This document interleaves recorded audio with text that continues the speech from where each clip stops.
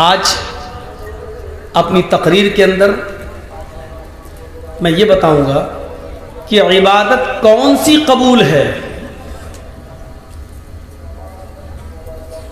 آپ چاہے جتنی اچھی عبادت کر لیں،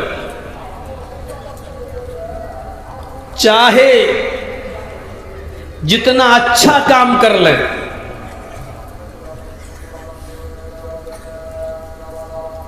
لیکن ہماری عبادتوں پر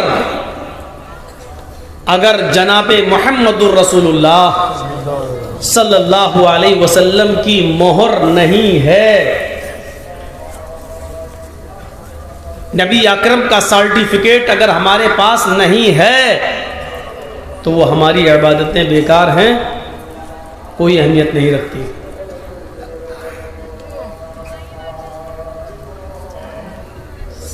اس بات کو ذہن میں رکھیے گا. اور اسی کو قرآن نے کہا ہے، ما اتاکم الرسول فخذوہ وما نہاکم عنہ فانتہوا. جو کچھ بھی تمہیں جناب محمد رسول اللہ صلی اللہ علیہ وسلم دیں، ما اتاکم الرسول فخذوہ، جو کچھ بھی تمہیں دیں وہ لے لو. ماں کے یہاں دو معنی میں کروں گا، تھوڑا سا آپ ادھر توجہ دیجیے گا. پہلے میں بہت سلو بولوں گا تاکہ آپ کو سمجھا سکوں، اور جب ایک ذہن بنا دوں گا آپ کا، پھر میری اسپیڈ بڑھے گی. ماں اتاکم الرسول، ماں پہلا معنی ماں کا، جو دیں وہ لے لو.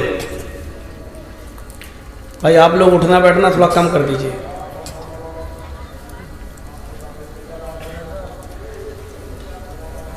غور سے سنیے گا، میں کسی کو بھی کھڑا کر کے پوچھ سکتا ہوں کہ میں نے کیا کہا تھا. ماں پہلا معنی، جو دیں وہ لے لو، جو کچھ بھی دیں وہ لے لو. اور ماں کا ایک دوسرا معنی یہ ہوا، جتنا دیں اتنا لے لو. ماں اتاکم الرسول، محمد الرسول اللہ تمہیں جو دیں وہ لے لو، اور جتنا دیں اتنا لے لو. نہ اس میں سے کم کر سکتے ہو، نہ اس میں زیادہ کر سکتے ہو. اگر ظہر کی 4 رکعت فرض دیے تو 4 ہی پڑھنا ہے. 3 پڑھو گے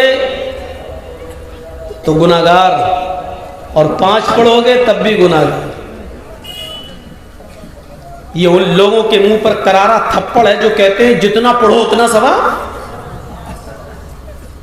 نمازی تو پڑھ رہے ہیں، کوئی ڈانس تو نہیں کر رہے ہیں، کوئی غلط کام تو نہیں کر رہے ہیں. اور وہ ہاتھ میں جو لمبی لمبی تسبیح لے کے بیٹھ جاتے ہیں نا، سبحان اللہ سبحان اللہ سبحان اللہ پڑھا. کیا کر رہے ہو؟ تسبیح. ارے سبحان اللہ ہی تو پڑھ رہے ہیں، اچھا کام بھی تو کر رہے ہیں، کوئی گانا تھوڑی گا رہے ہیں. یہ ان کے منہ پر بھی زوردار تھپڑ ہے. ماں اتاکم الرسول، رسول تمہیں جو دیں وہ لے لو، اور جتنا دیں اتنا لے لو. نہ اس میں کچھ کم کر سکتے ہو نہ زیادہ. وما نہاکم عنہ فانتہوا، اور نبی جس کام سے تمہیں روکیں اور جتنا روکیں اس کام سے رک جاؤ، اور جتنا روکیں اتنا رک جاؤ. اگر کسی نے ظہر کی نماز بجائے 4 کے 3 پڑھی تو اس کا مطلب یہ ہے کہ اس نے نبی اکرم کی لائی ہوئی شریعت کو نہیں مانا. اور اگر کسی نے 5 پڑھ دیا تو اس کا مطلب یہ ہے کہ اس نے نبی کی 4 کو ناقص کمزور مانا، اپنی طرف سے بڑھانے کے بعد اس نے پورا مانا. دنیاوی کام میں آپ جو چاہیں کریں وہ ایک الگ چیز ہے، لیکن دین کے نام پر نبی جتنا دیں گے اتنا لو اور جو دیں گے وہ لو. بہت سے لوگ کہتے ہیں، جیسے ہم لوگ کبھی کبھی کہتے ہیں نا کہ اللہ کے نبی نے یہ کام نہیں کیا، صحابہ نے نہیں کیا، ابو بکر صدیق سے ثابت نہیں ہے، حضرت عمر سے نہیں ہے، تم لوگ کیوں کر رہے ہو؟ تو اس کا جواب میں جانتے ہو، بہت سی جگہوں سے آپ کو اس کا جواب کیا ملے گا؟ اس کا جواب یہ ملے گا کہ نبی کے زمانے میں تو بہت سے کام نہیں ہوتے تھے، آج وہ تم کر رہے ہو.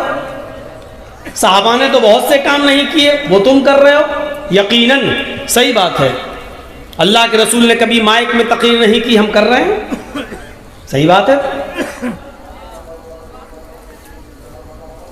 اللہ کے نبی صلی اللہ علیہ وسلم کبھی پلین میں نہیں بیٹھے، ہم بیٹھ رہے ہیں. کبھی پلین میں بیٹھ کے حج کرنے نہیں گئے، ہم جا رہے ہیں. اللہ کے رسول کبھی ٹرین میں نہیں بیٹھے، ہم بیٹھ رہے ہیں. اللہ کے نبی نے کبھی اسٹیل کے برتنوں میں اور پیتل کے برتنوں میں اور تانبے کے برتنوں میں کھانا نہیں کھایا، ہم کھا رہے ہیں. یقیناً یہاں تم بالکل ٹھیک ہو، لیکن سوال یہ ہے کہ ہم ان چیزوں کو دین میں شامل نہیں کر رہے ہیں. مائک میں تقریر ہو ضرور رہی ہے، لیکن یہ مائک میں بولنا، اس سے دین زیادہ ثواب مل جائے گا یا مائک نہیں ہو تو گناہ پڑے گا، اس کو ہم دین میں شامل نہیں کر رہے ہیں. ٹرین کو ہم دین میں شامل نہیں کر رہے ہیں، پلین کو ہم نے دین میں شامل نہیں کیا ہے، اسٹیل کے برتنوں میں کھانے کو ہم نے دین میں شامل نہیں کیا ہے. لیکن اگر تم کوئی کام کو دین کہو گے اور دینی کام کہو گے تو پھر اس کی دلیل تمہیں جناب محمد رسول اللہ صلی اللہ علیہ وسلم کے قول و فعل اور عمل سے دینا پڑے گی. یہ ہے دین. من احدث فی امرنا ھذا ما لیس، جس نے بھی اس دین کے اندر، فی امرنا فی دیننا، جس نے بھی ہمارے دین کے اندر کوئی نئی چیز نکالی، ہمارے دین کے اندر کوئی نیا معاملہ ایجاد کیا جو پہلے سے نہیں تھا، جو اللہ کے نبی صلی اللہ علیہ وسلم نے نہیں دیا، صحابہ نے نہیں کیا، ما لیسا، جو اس دین کے اندر پہلے سے موجود نہیں تھا، فہو رد، وہ مردود ہے. اللہ کے نبی نے کہہ دیا وہ ریجیکٹ ہے، اس کو تسلیم نہیں کیا جائے گا. نبی اکرم صلی اللہ علیہ وسلم نے جو دیا اس کی 3 شکلیں ہیں. یا تو آپ نے کسی کام کے کرنے کا حکم دیا ہوگا، یا آپ نے کوئی کام کرنے کا حکم تو نہیں دیا لیکن کر کے دکھایا ہوگا، خود عمل کیا ہوگا. حکم نہیں دیا لیکن کیا. یا اس کی ایک تیسری شکل یہ ہو سکتی ہے کہ آپ نے نہ تو کرنے کا حکم دیا اور نہ ہی آپ نے کوئی کام کیا، لیکن کسی صحابی کو کرتے ہوئے دیکھا تو آپ نے اس کو منع نہیں کیا. دیکھا اور کوئی کام کر رہا صحابی تو آپ اس کے کام کو دیکھ کر خاموش ہو گئے، تو یہ بھی صحیح ہے. اگر غلط ہوتا تو آپ منع کرتے، لیکن کسی صحابی کو کوئی کام کرتے ہوئے دیکھا اور آپ نے اس کو روکا نہیں، منع نہیں کیا، تو اس کا مطلب یہ ہے کہ یہ کام بھی ٹھیک ہے، جائز ہے. یہ 3 شکلیں ہیں. یہ 3 شکلیں ہیں. یا تو کوئی کام کرنے کا حکم دیا ہوگا، یا حکم نہیں دیا تو آپ نے خود کیا ہوگا، اور خود نہیں کیا، نہ کرنے کا حکم دیا لیکن کسی کو کرتے ہوئے دیکھا تو آپ نے منع نہیں کیا، یہ بھی جائز. آئیے، کرنے کا حکم دیا، اس کی دلیل کیا ہے؟ سنیے، بخاری شریف کتاب الصلاۃ اٹھائیے. کوئی کام کے کرنے کا حکم دیا، وہ کیا ہے؟ وعن ابی ہریرہ رضی اللہ تعالی عنہ قال قال رسول اللہ صلی اللہ علیہ وسلم اذا قال الامام غیر المغضوب علیہم ولا الضالین فقولوا آمین ان وافق تامینہ تامین الملائکۃ غفر لہ ما ذنبہ. غفر لہ ما کے لفظ پر غور کیجیے. اب اس حدیث کے پورے ترجمے پر غور کیجئے. میں نے بخاری کی حدیث پڑھ دی. وعن ابی ہریرہ رضی اللہ تعالیٰ عنہ قال قال رسول اللہ صلی اللہ علیہ وسلم. ابو ہریرہ رضی اللہ تعالیٰ عنہ فرماتے ہیں کہ نبی اکرم صلی اللہ علیہ وسلم نے فرمایا. نبی اکرم نے کیا فرمایا؟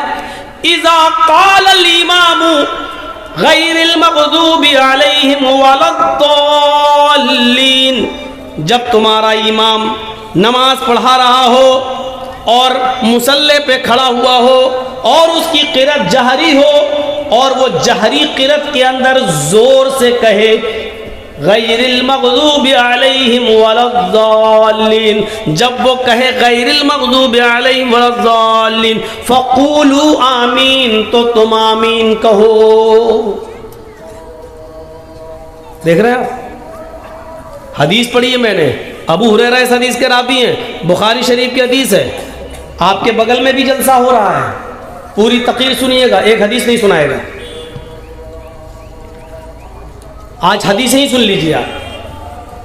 اذا قال الامام غیر المغضوب علیہم ولا الضالین، جب امام کہے غیر المغضوب علیہم ولا الضالین فقولوا آمین، تو تم بھی آمین بولو. اور آگے کیا کہا؟ فرشتے بھی آمین بولتے ہیں. ان وافقت آمین تامین الملائکہ، اگر تمہاری آمین اور فرشتوں کی آمین موافقت کھا گئی، ایک ساتھ نکلی، تمہاری آمین سے اور فرشتوں کی آمین ٹکرا گئی، ایک ساتھ نکلی، غفر لہ ما تقدم من ذنبہ، تو اب تک تم نے جتنے گناہ کیے، جتنے تقدم جو کر چکے ہو تم، جتنے گناہ تم نے کیے، غفر لہ ما تقدم من ذنبہ، اب تک تم نے جتنے بھی گناہ کیے اللہ تعالیٰ تمہارے سارے گناہوں کو معاف فرما دے گا. زور سے آمین بولنے کی فضیلت دیکھ رہے ہیں، سارے گناہ معاف. یہ حدیث ہے، نبی اکرم نے فرمایا آپ آمین کہیں گے تو اس سے سارے گناہ معاف ہو رہے ہیں، لیکن حلق کے نیچے نہیں اترے گی. حدیث نہیں. زور سے آمین بولنے کی فضیلت یہ ہے. صغیرہ گناہ کی بات کر رہے ہیں، کبیرہ کی نہیں. ایسا نہ ہو معظم پور والے آپس میں لڑتے بہت ہیں. یہ علاقہ پورے ہندوستان، پوری دنیا میں نہ صحیح پورے ہندوستان میں تو مشہور ہے ہی، مار دھاڑ میں ایوارڈ ملنا چاہیے. اللہ کرے کہ اس میں شانتی رہے جیسے ابھی ہے. تو میرے بھائیوں، ایسا نہ ہو کہ کسی کا مرڈر کر کے آؤ مسجد میں مغرب کی نماز میں گھس جاؤ اور امام صاحب کہیں غیر المغضوب علیہم ولا الضالین، کہتے آمین، سارے گناہ معاف، قتل بھی معاف، خون بھی معاف، کسی کی زمین پہ قبضہ کیا وہ بھی معاف. مولانا جرجیت صاحب نے کہا تھا، اللہ کے نبی نے فرمایا زور سے آمین بولو سارے گناہ معاف ہو جاتے ہیں. اب تو خوب کھیتی کرو، چرس، گانجا، افیم، بیڑی، سگریٹ، سب مغرب کی نماز پڑھیں گے، عشاء کی نماز پڑھیں گے، زور سے کہہ دیں گے آمین، معاف. یہ حکم ہے نبی کا. اللہ کے رسول نے کہا زور سے بولو، یہ قولی حدیث ہے. کیا کہا؟ اذا قال الامام غیر المغضوب علیہم ولا الضالین، جب تمہارا امام کہے غیر المغضوب علیہم ولا الضالین فقولوا آمین، تو تم آمین کہو. ان وافقت آمین تامین الملائکۃ غفر لہ ما تقدم من ذنبہ، فرشتوں کی آمین سے اگر تمہاری آمین مل گئی، ایک ساتھ نکلی، تو اللہ تعالیٰ تمہارے سارے گناہ معاف کر دے گا. صغیرہ یہ ہے زور سے آمین بولنے کی فضیلت اور نبی کا حکم. اب اس قرآن کی آیت کو لو، ما آتاکم الرسول فخذوہ، محمد الرسول اللہ تمہیں جو دیں وہ لے لو.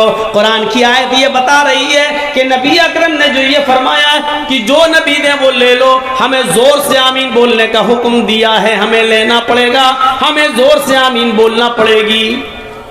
اب وہ ایک الگ مسئلہ ہے کہ اگر نہ بولیں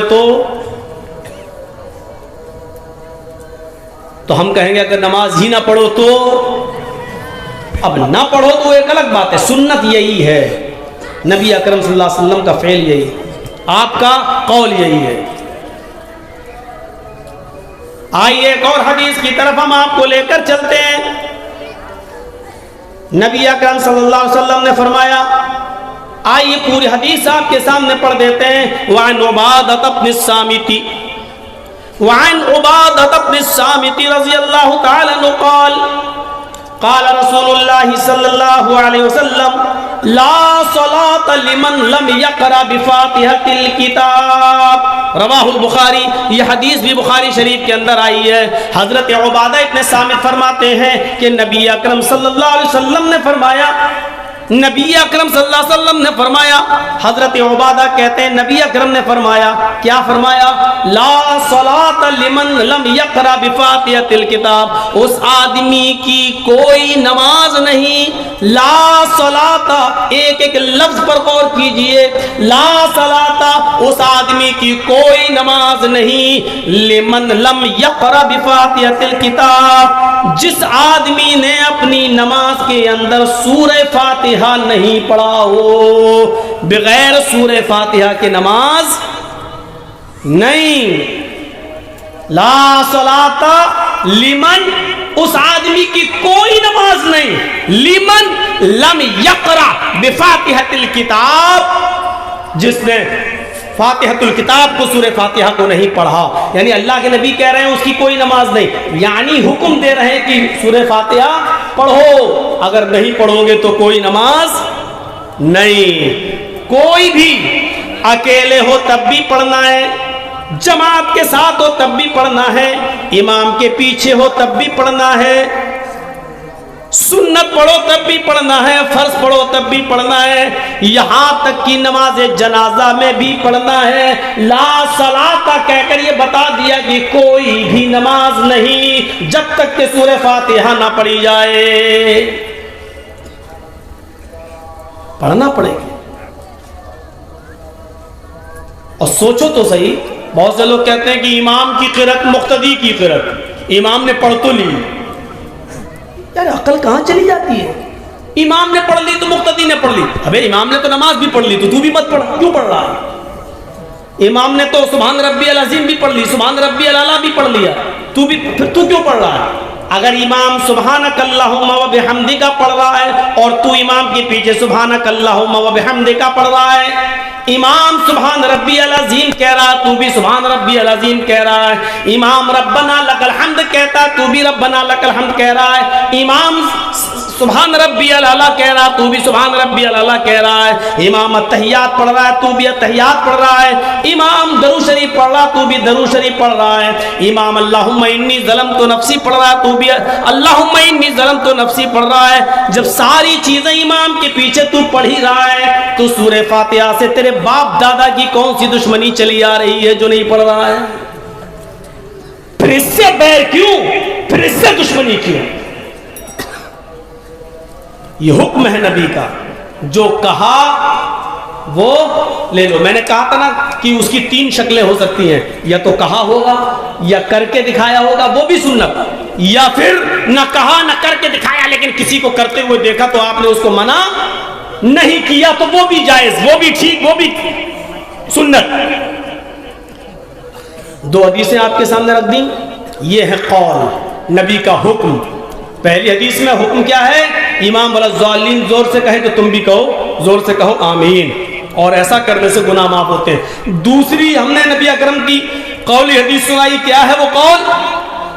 سورہ فاتحہ پڑھو، کیونکہ بغیر سورہ فاتحہ کے نماز نہیں۔ آئیے ایک عمل دیکھ لیتے ہیں۔ عمل کیا ہے؟ سنیے، وعن طلحة بن عبد الله بن عوف رضی اللہ تعالی عنہ قال صلیت خلف ابن عباس رضی اللہ عنہما على جنازة فقرأ بفاتحة الكتاب قال لتعلموا انها سنة، رواہ البخاری فی کتاب الجنائز۔ یہ حدیث بھی بخاری شریف کتاب الجنائز کی ہے۔ ترجمے پر غور کرو۔ حضرت طلحہ ابن عبداللہ ابن عوف فرماتے ہیں، حضرت طلحہ ابن عبداللہ ابن عوف فرماتے ہیں کہ ہمارے علاقے میں ایک جنازہ، ایک میت ہو گئی، اس میت میں مجھے شرکت کرنے کا موقع ملا. میں نے عبداللہ ابن عباس کو جنازے کی نماز پڑھاتے ہوئے دیکھا. میں نے عبداللہ ابن عباس کے پیچھے جنازے کی نماز پڑھی. سنیے, میں نے عبداللہ ابن عباس کے پیچھے جنازے کی نماز پڑھی. طلحہ ابن عبداللہ ابن عوف کہتے ہیں صلیت خلف ابن عباس رضی اللہ عنہما, ہم نے جنازے کی نماز پڑھی کس کے پیچھے؟ ابن عباس, عبداللہ ابن عباس کے پیچھے. تو عبداللہ ابن عباس نے جنازے کی نماز میں کیا پڑھا؟ فقرأ بفاتحۃ الکتاب, جنازے کی نماز میں سورہ فاتحہ کو پڑھا. بخاری کی حدیث ہے, عبداللہ ابن عباس نے جنازے کی نماز میں سورہ فاتحہ پڑھا. اچھا, ان کو کیسے معلوم طلحہ ابن عبداللہ کو؟ اس کا مطلب یہ ہے کہ انہوں نے زور سے پڑھا ہے. جنازے کی نماز دو طریقے سے پڑھی جاتی ہے, سن لیجئے. ایک طریقہ تو یہ ہے اللہ اکبر, اس کے بعد میں آپ جو ہے آہستہ پڑھ لیں. جنازے کی نماز میں ثنا نہیں ہے, ایک بات یاد رکھیے گا, جنازے کی نماز میں ثنا نہیں پڑھی جائے گی. سبحانک اللہم و بحمدک و تبارک اسمک, یہ نہیں ہے. اللہ اکبر, الحمدللہ رب العالمین الرحمن الرحیم مالک یوم الدین ایاک نعبد و ایاک نستعین اہدنا الصراط المستقیم صراط الذین انعمت علیہم غیر المغضوب علیہم ولا الضالین. یہ سورہ فاتحہ. اس کے بعد ایک سورت اور, کوئی بھی آپ اس کو پڑھیں گے. اس کی دو شکلیں, یا تو آپ آہستہ پڑھیں یا زور سے پڑھیں, دونوں جائز ہیں, دونوں جائز ہے. لیکن یہاں جو شکل بتائی ہے طلحہ ابن عبداللہ نے, وہ کیا بتائی ہے کہ میں نے ان کے پیچھے پڑھی تو عبداللہ ابن عباس نے سورہ فاتحہ کو پڑھا. تو ان کو کیسے معلوم کہ سورہ فاتحہ پڑھا؟ ان کو تبھی معلوم ہوا ہے جب انہوں نے زور سے پڑھا ہوگا.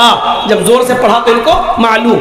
صلیت خلف ابن عباس رضی اللہ عنہما علی جنازۃ فقرأ بفاتحۃ الکتاب, تو انہوں نے سورہ فاتحہ کو زور سے پڑھا. جب نماز پڑھا کر فارغ ہوئے, جنازہ پڑھا کر فارغ ہوئے, تو سب ایک دوسرے کا چہرہ دیکھنے لگے. مطلب ان کے علاقے میں آہستہ پڑھی جاتی تھی, اس گاؤں میں آہستہ پڑھنے کا رواج تھا. اللہ اکبر, آہستہ پڑھ دیا, ساری دعائیں آہستہ پڑھنے کا رواج تھا. لیکن عبداللہ ابن عباس نے آج جو پڑھائی اس گاؤں میں, تو انہوں نے زور سے پڑھا دی, تو ایک دوسرے کا منہ دیکھنے لگے. تو حضرت عبداللہ ابن عباس سمجھ گئے شاید ان کو یہ کوئی نئی چیز نظر آ رہی ہے, ان کے گاؤں میں ایسا نہیں ہوا. تو کیا فرمایا؟ قال, میں نے جان بوجھ کر زور سے سورہ فاتحہ کو پڑھا ہے, لتعلموا, تاکہ تم کو معلوم ہو جائے, لتعلموا, تاکہ تم جان جاؤ, لتعلموا, تاکہ تمہیں علم ہو جائے, انہا سنتن, کہ زور سے پڑھنا بھی سنت ہے. یعنی ان دعاؤں کو زور سے بھی اللہ کے رسول صلی اللہ علیہ وسلم نے پڑھا ہے. سنت کا مطلب کیا ہے؟ نبی سے ثابت ہے, عمل نبی نے ایسا بھی کیا ہے, یہ سنت ہے. نبی نے جو کیا, چاہے وہ قولی شکل میں, فعلی شکل میں, تقریری شکل میں, وہ سنت ہے. سنت کا معنی کیا ہے؟ طریقہ, نبی کا طریقہ. سنت کہتے ہی طریقے کو ہیں. اللہ کے نبی فرماتے ہیں وعن انس رضی اللہ تعالی عنہ قال قال رسول اللہ صلی اللہ علیہ وسلم النکاح من سنتی فمن رغب عن سنتی فلیس منی. النکاح من سنتی الگ ہے, فمن رغب عن سنتی فلیس منی یہ دوسری حدیث کا ایک ٹکڑا ہے. سنیے, النکاح من سنتی, حضرت انس فرماتے ہیں کہ اللہ کے نبی نے فرمایا النکاح من سنتی, نکاح میری سنت ہے. دیکھیے طریقہ, طریقہ. اچھا, جتنا دیں اور جو دیں, یہ بات یہاں سے نکلی تھی. جو دیں وہ لے لو اور جتنا دیں. آئیے, جتنا دیں کا مطلب سنیے. 3 صحابی, غور سے سننا, آج میری تقریر ذرا دوسرے اسٹائل کی ہو رہی ہے, کل دوسرے اس میں سنیے گا. آج تھوڑی سی علمی باتیں ہو جانی چاہیے, جو چیزیں نہیں معلوم ہے اس کی جانکاری ہونا بھی ضروری ہے. سنیے, 3 صحابیوں کی ایک جماعت اللہ کے رسول صلی اللہ علیہ وسلم کی بعض بیویوں سے ملاقات کرنے گئے.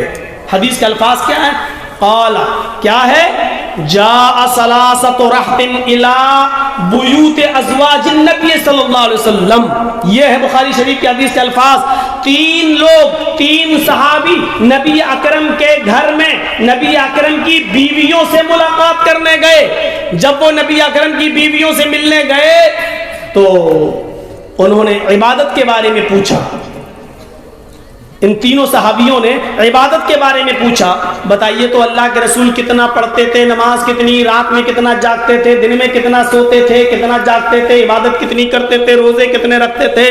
تو آپ کی بیویوں نے بتا دیا، اتنا سوتے تھے، اتنا جاگتے تھے، اتنا کھاتے تھے، اتنا روزہ رکھتے تھے، اتنا افطار، پورا یہ لوگ سب باہر آ گئے، بات چیت کر کے باہر آ گئے۔ حدیث کے الفاظ ہے کأنہم تقالوہا، ان کو کم لگا، یہ صحابی تھے، ان کو کم لگا، کہاں نبی کہاں ہم، اللہ کے رسول تو جنتی ہیں، بخشے بخشائے ہیں، وہ تو جنت میں جائیں گے، آپ اگر عبادت کم بھی کریں تو چلے گا، ہمیں تو اور زیادہ عبادت کرنا چاہیے۔ اوہ دیکھیے کیا وسوسہ ڈالا گیا ان کے دل میں، دماغ میں، نبی نے جو کیا یا کرتے ہیں وہ تو جنتی ہیں، وہ تو بخشے بخشائے ہیں، وہ تو اللہ کے رسول ہیں۔ ہوگا، یہ تو ہونا ہی ہے، کانان میں ہم کبھی لگاتے تھوڑی ہیں، زمانہ اتنا آگے بڑھ گیا، یہ ابھی کانی والا سسٹم چل رہا ہے۔ تو سنیے، اوہ پھر جائے گا، کیا ہے اس میں ٹیپے بھی اتنا چپکائے ہوئے ہیں، لگتا ہے اسی کا ہمیں جنازہ پڑھانا پڑے گا۔ چلو ٹھیک ہے، لیکن اب یہ ٹھیک تو ہے یار، بس چلو۔ ہاں تو ان کے دماغ میں کیا آیا، نبی تو جنتی ہیں، ہمیں تو نبی سے زیادہ عمل کرنا چاہیے۔ تو تین صحابیوں کی رائے الگ الگ ہو گئی۔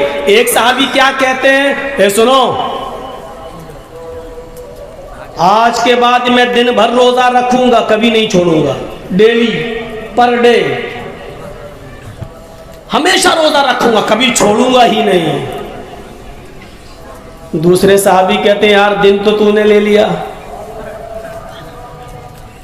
میں رات بھر عبادت کروں گا، کبھی نہیں چھوڑوں گا، آج کے بعد سوؤں گا ہی نہیں، رات بھر عبادت ہی عبادت کروں گا۔ دیکھیے ایک نے کیا کہا، میں دن بھر روزہ رکھوں گا، اصوم النہار ولا اترکو ابدا، میں ہمیشہ روزہ رکھوں گا اور کبھی نہیں چھوڑوں گا۔ دوسرے نے کیا کہا، اصلی اللیل، رات بھر نماز پڑھوں گا، کبھی نہیں چھوڑوں گا، ہمیشہ جاگوں گا، رات بھر نماز ہی پڑھتا رہوں گا۔ تیسرے صحابی بولے اچھا تم دن میں روزہ رکھو گے، تم رات بھر نماز پڑھو گے، تو میں کیا کسی چھوٹے باپ کا بیٹا ہوں؟ تو صحابہ نے تم کیا کرو گے؟ بولے میں رات میں نماز پڑھوں گا اور دن میں روزہ بھی رکھوں گا۔ وَأَعْتَزِلُ النِّسَاءَ، بیوی سے بھی الگ رہوں گا، کبھی اس کے پاس ہی نہیں جاؤں گا۔ لیجئے تین لوگوں کی تین قسم کی باتیں آ گئیں۔ اچھا ایمانداری کے ساتھ بتائیے، ان لوگوں نے اچھا ہی کام کرنے کے لیے تو کہا تھا، کوئی غلط کام تو تھا نہیں، بھائی دن بھر روزہ رکھوں گا، کبھی نہیں چھوڑوں گا، کام تو اچھا ہی تھا نا۔ دوسرے نے کہا میں رات بھر نماز پڑھوں گا، کبھی نہیں سوؤں گا، اچھا ہی تو کام تھا۔ ہمارے معظم پور لکھی پور والوں کی طرح پورا رات بھر کیرم بورڈ تو نہیں کھیلیں، اس میں تو نہیں لگتے رہتے، رات بھر نماز پڑھنے کی تو بات کہی تھی انہوں نے۔ اور تیسرے نے کیا کہا، میں رات میں نماز بھی پڑھوں گا، دن میں روزہ بھی رکھوں گا، اور بیوی کے قریب نہیں جاؤں گا، عورت چل کھانا پکانے تک رہے بس۔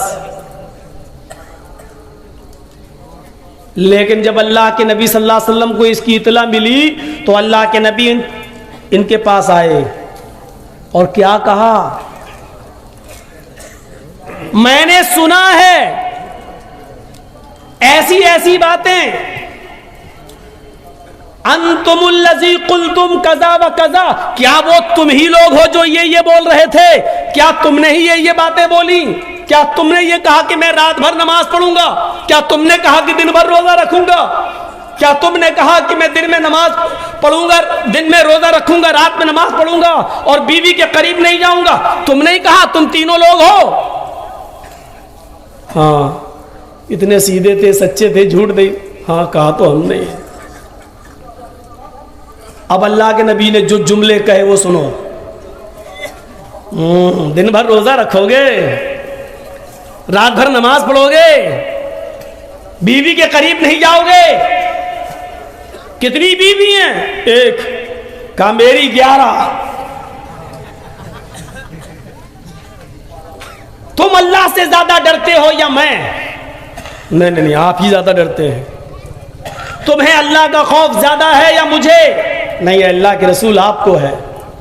تم دین کے بارے میں زیادہ معلومات رکھتے ہو یا میں؟ نہیں اللہ کے رسول آپ. تو سنو، جب میں تم میں سب سے زیادہ اللہ سے ڈرنے والا اور اللہ کا خوف کھانے والا ہوں تو میرا حال کیا ہے؟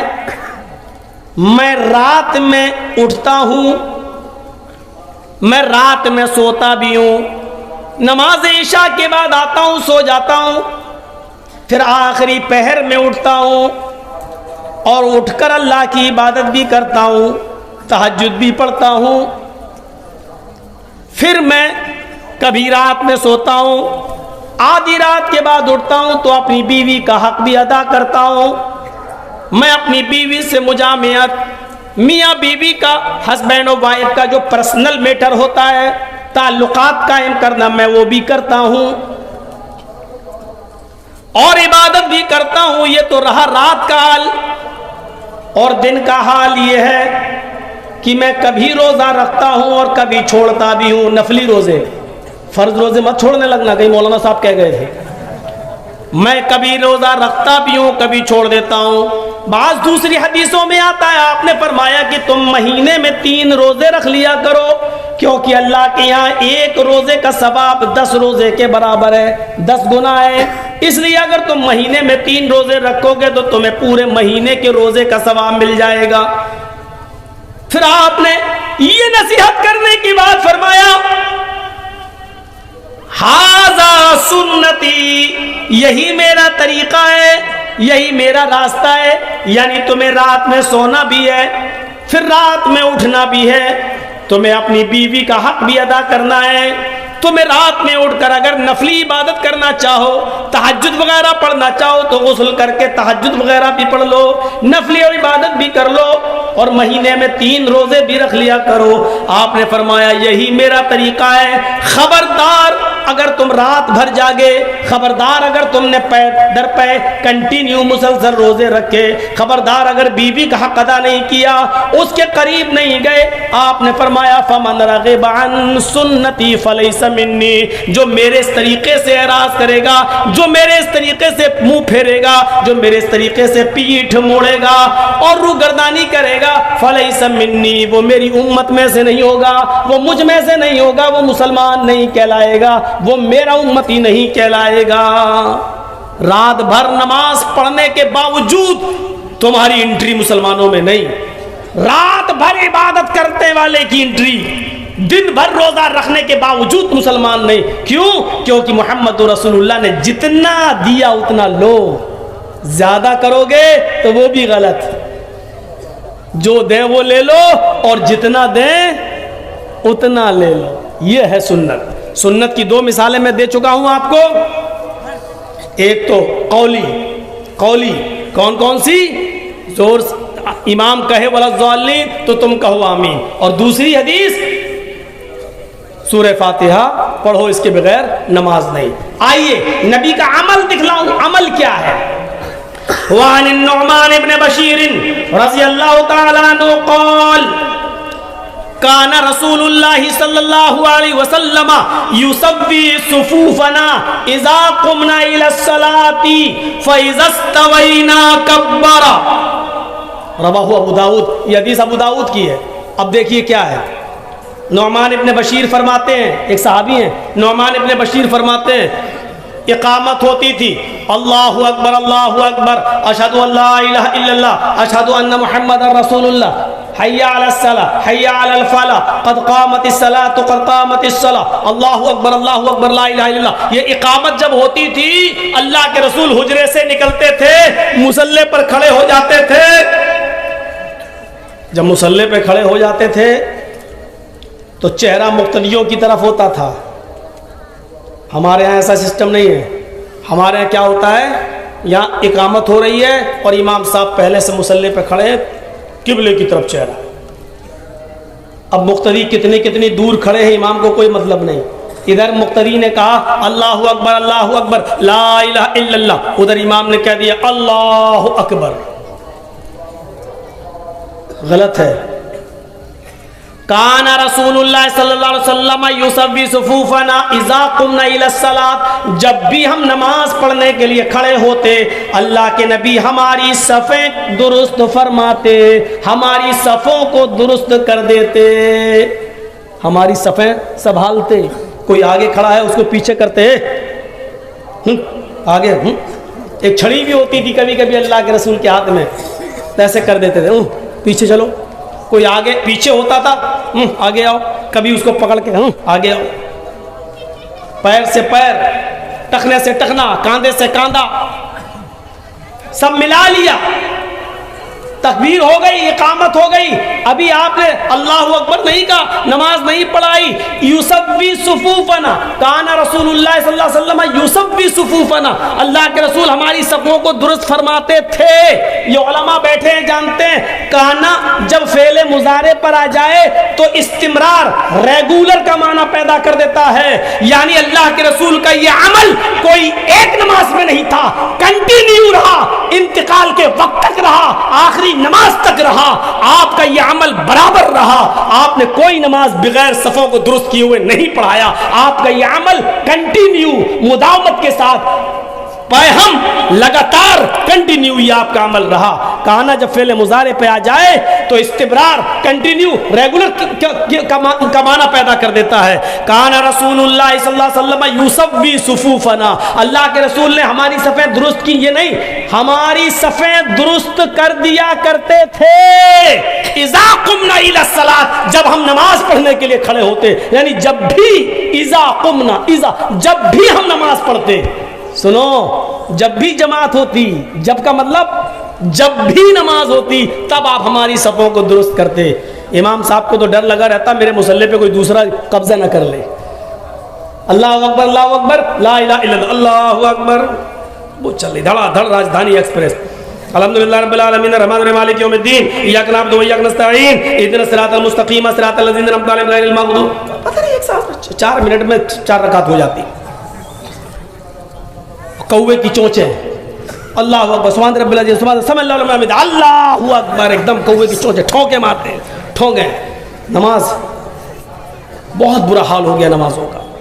بالکل ہندو میں مسلمان فرق ہی نہیں دیکھتا. جیسے وہ جا رہا ہنومان کی مورتی تھی کی کھوپڑی ہلائی، موٹر سائیکل بڑھ گیا آگے. وہ اپنے بھگوان کے لیے موٹر سائیکل سے اترنا بھی گوارا نہیں کر رہا ہے، اور اس کو بھی فکر لگی ہوئی ہے ارے آئی پی ایل میچ آ رہا، ابھی سٹا لگا ہوا ہے، کون جیتے گا، دھڑا سٹا لگا ہوا ہے، کون جیتے گا، جلدی سے چلو اسی والی مسجد میں جلدی نماز پڑھ لو. یہ امام صاحب 4 رکعت 4 منٹ میں پڑھا دیتے ہیں، وہ جلدی سے نماز پڑھ لی، سمجھ آ گیا ہاں یہ جیتے گا، یہ جیتے گا. کتنا سٹا ہوا آپ کو معلوم ہے؟ اوف، بنگال کا ریکارڈ نہیں معلوم، مجھے اپنے شہر کا معلوم ہے. مولانا جرجیز کا شہر بھی، شہر تو چھوڑو میرا محلہ بھی، چوری چھپے سب پکڑے بھی گئے.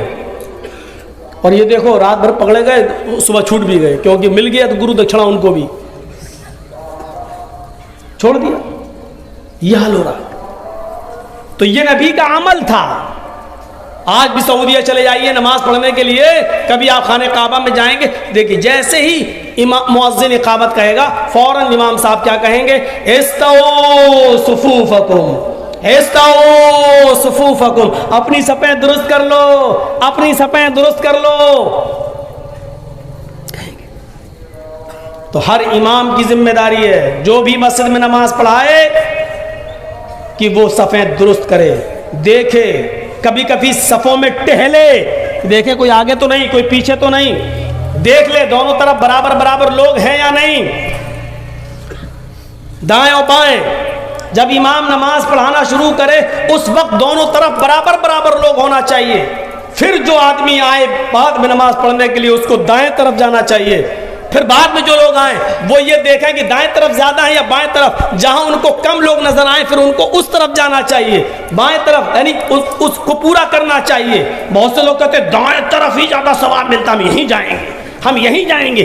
جان بوجھ کر پتہ نہیں کسی نے کہہ دیا کہ دائیں طرف والے پر اللہ کا بہت بڑا. اب وہ دائیں طرف سب لوگ دائیں طرف جائیں گے تو امام تو یہاں پتہ چلا لائن ادھر لگ گئی, ادھر کوئی ہے ہی نہیں, ادھر سب خالی پڑا رہے گا. تو آپ کو ادھر بھی پوری کرنا ہے, برابر برابر ہونا ہے, برابر برابر. اذا قمنا الى الصلاۃ فاذا استوینا, جب ہم بالکل درست ہو جاتے, جب ہماری صفیں بالکل سیدھی ہو جاتی, کبر, تب اللہ کے نبی فرماتے اللہ اکبر, تب کہتے اللہ اکبر. صفوں کی درستگی نماز کی درستگی ہے. صفوں کی کا مکمل ہونا نماز کا مکمل ہونا ہے. صفوں کے بیچ اگر آپ نے جگہ چھوڑ دی تو شیطان وہاں سے گزرتا ہے. کتنی مرتبہ یہ ساری چیزیں آپ کو بتائی جائیں. چلیے یہ ہو گئی. آؤ عمل ہو گیا. اب ایک ایسی حدیث سنانے جا رہا ہوں, بڑا اچھا لگے گا آپ کو, سنیے گا. بہت سے جھگڑے ختم بھی ہو جائیں گے اس حدیث کے بعد. کبھی کبھی آپ نے دیکھا ہوگا فجر کی نماز پڑھنے جب ہم کسی مسجد میں جاتے ہیں تو جماعت ہو رہی ہوتی ہے, اللہ اکبر, پیچھے کچھ لوگ جلدی سے سوچتے ہیں کہ پہلے 2 سنت پڑھ لو کیونکہ فجر کی نماز کے بعد سنت نہیں ہے. فجر کی نماز کے بعد کوئی نماز ہی نہیں ہے تو ہم فجر کی نماز ابھی ہماری سنت ہی نہیں پڑھی ہم نے, تو کیا کرتے ہیں, امام تو نماز پڑھا رہا ہے, وہ کھڑے ہو گئے اور 2 رکعت جلدی سے اللہ اکبر جلدی سے سنتیں پڑھ لی, جماعت میں شامل ہو گئے. غلط ہے طریقہ. اب دیکھیے اللہ کے رسول نے حکم نہیں دیا, عمل بھی نہیں ہے, آپ نے ایسا کبھی کیا بھی نہیں, لیکن کسی کو کرتے ہوئے دیکھا تو آپ نے اس کو منع نہیں کیا. دیکھیے وہ حدیث کیا ہے. وعن قیس ابن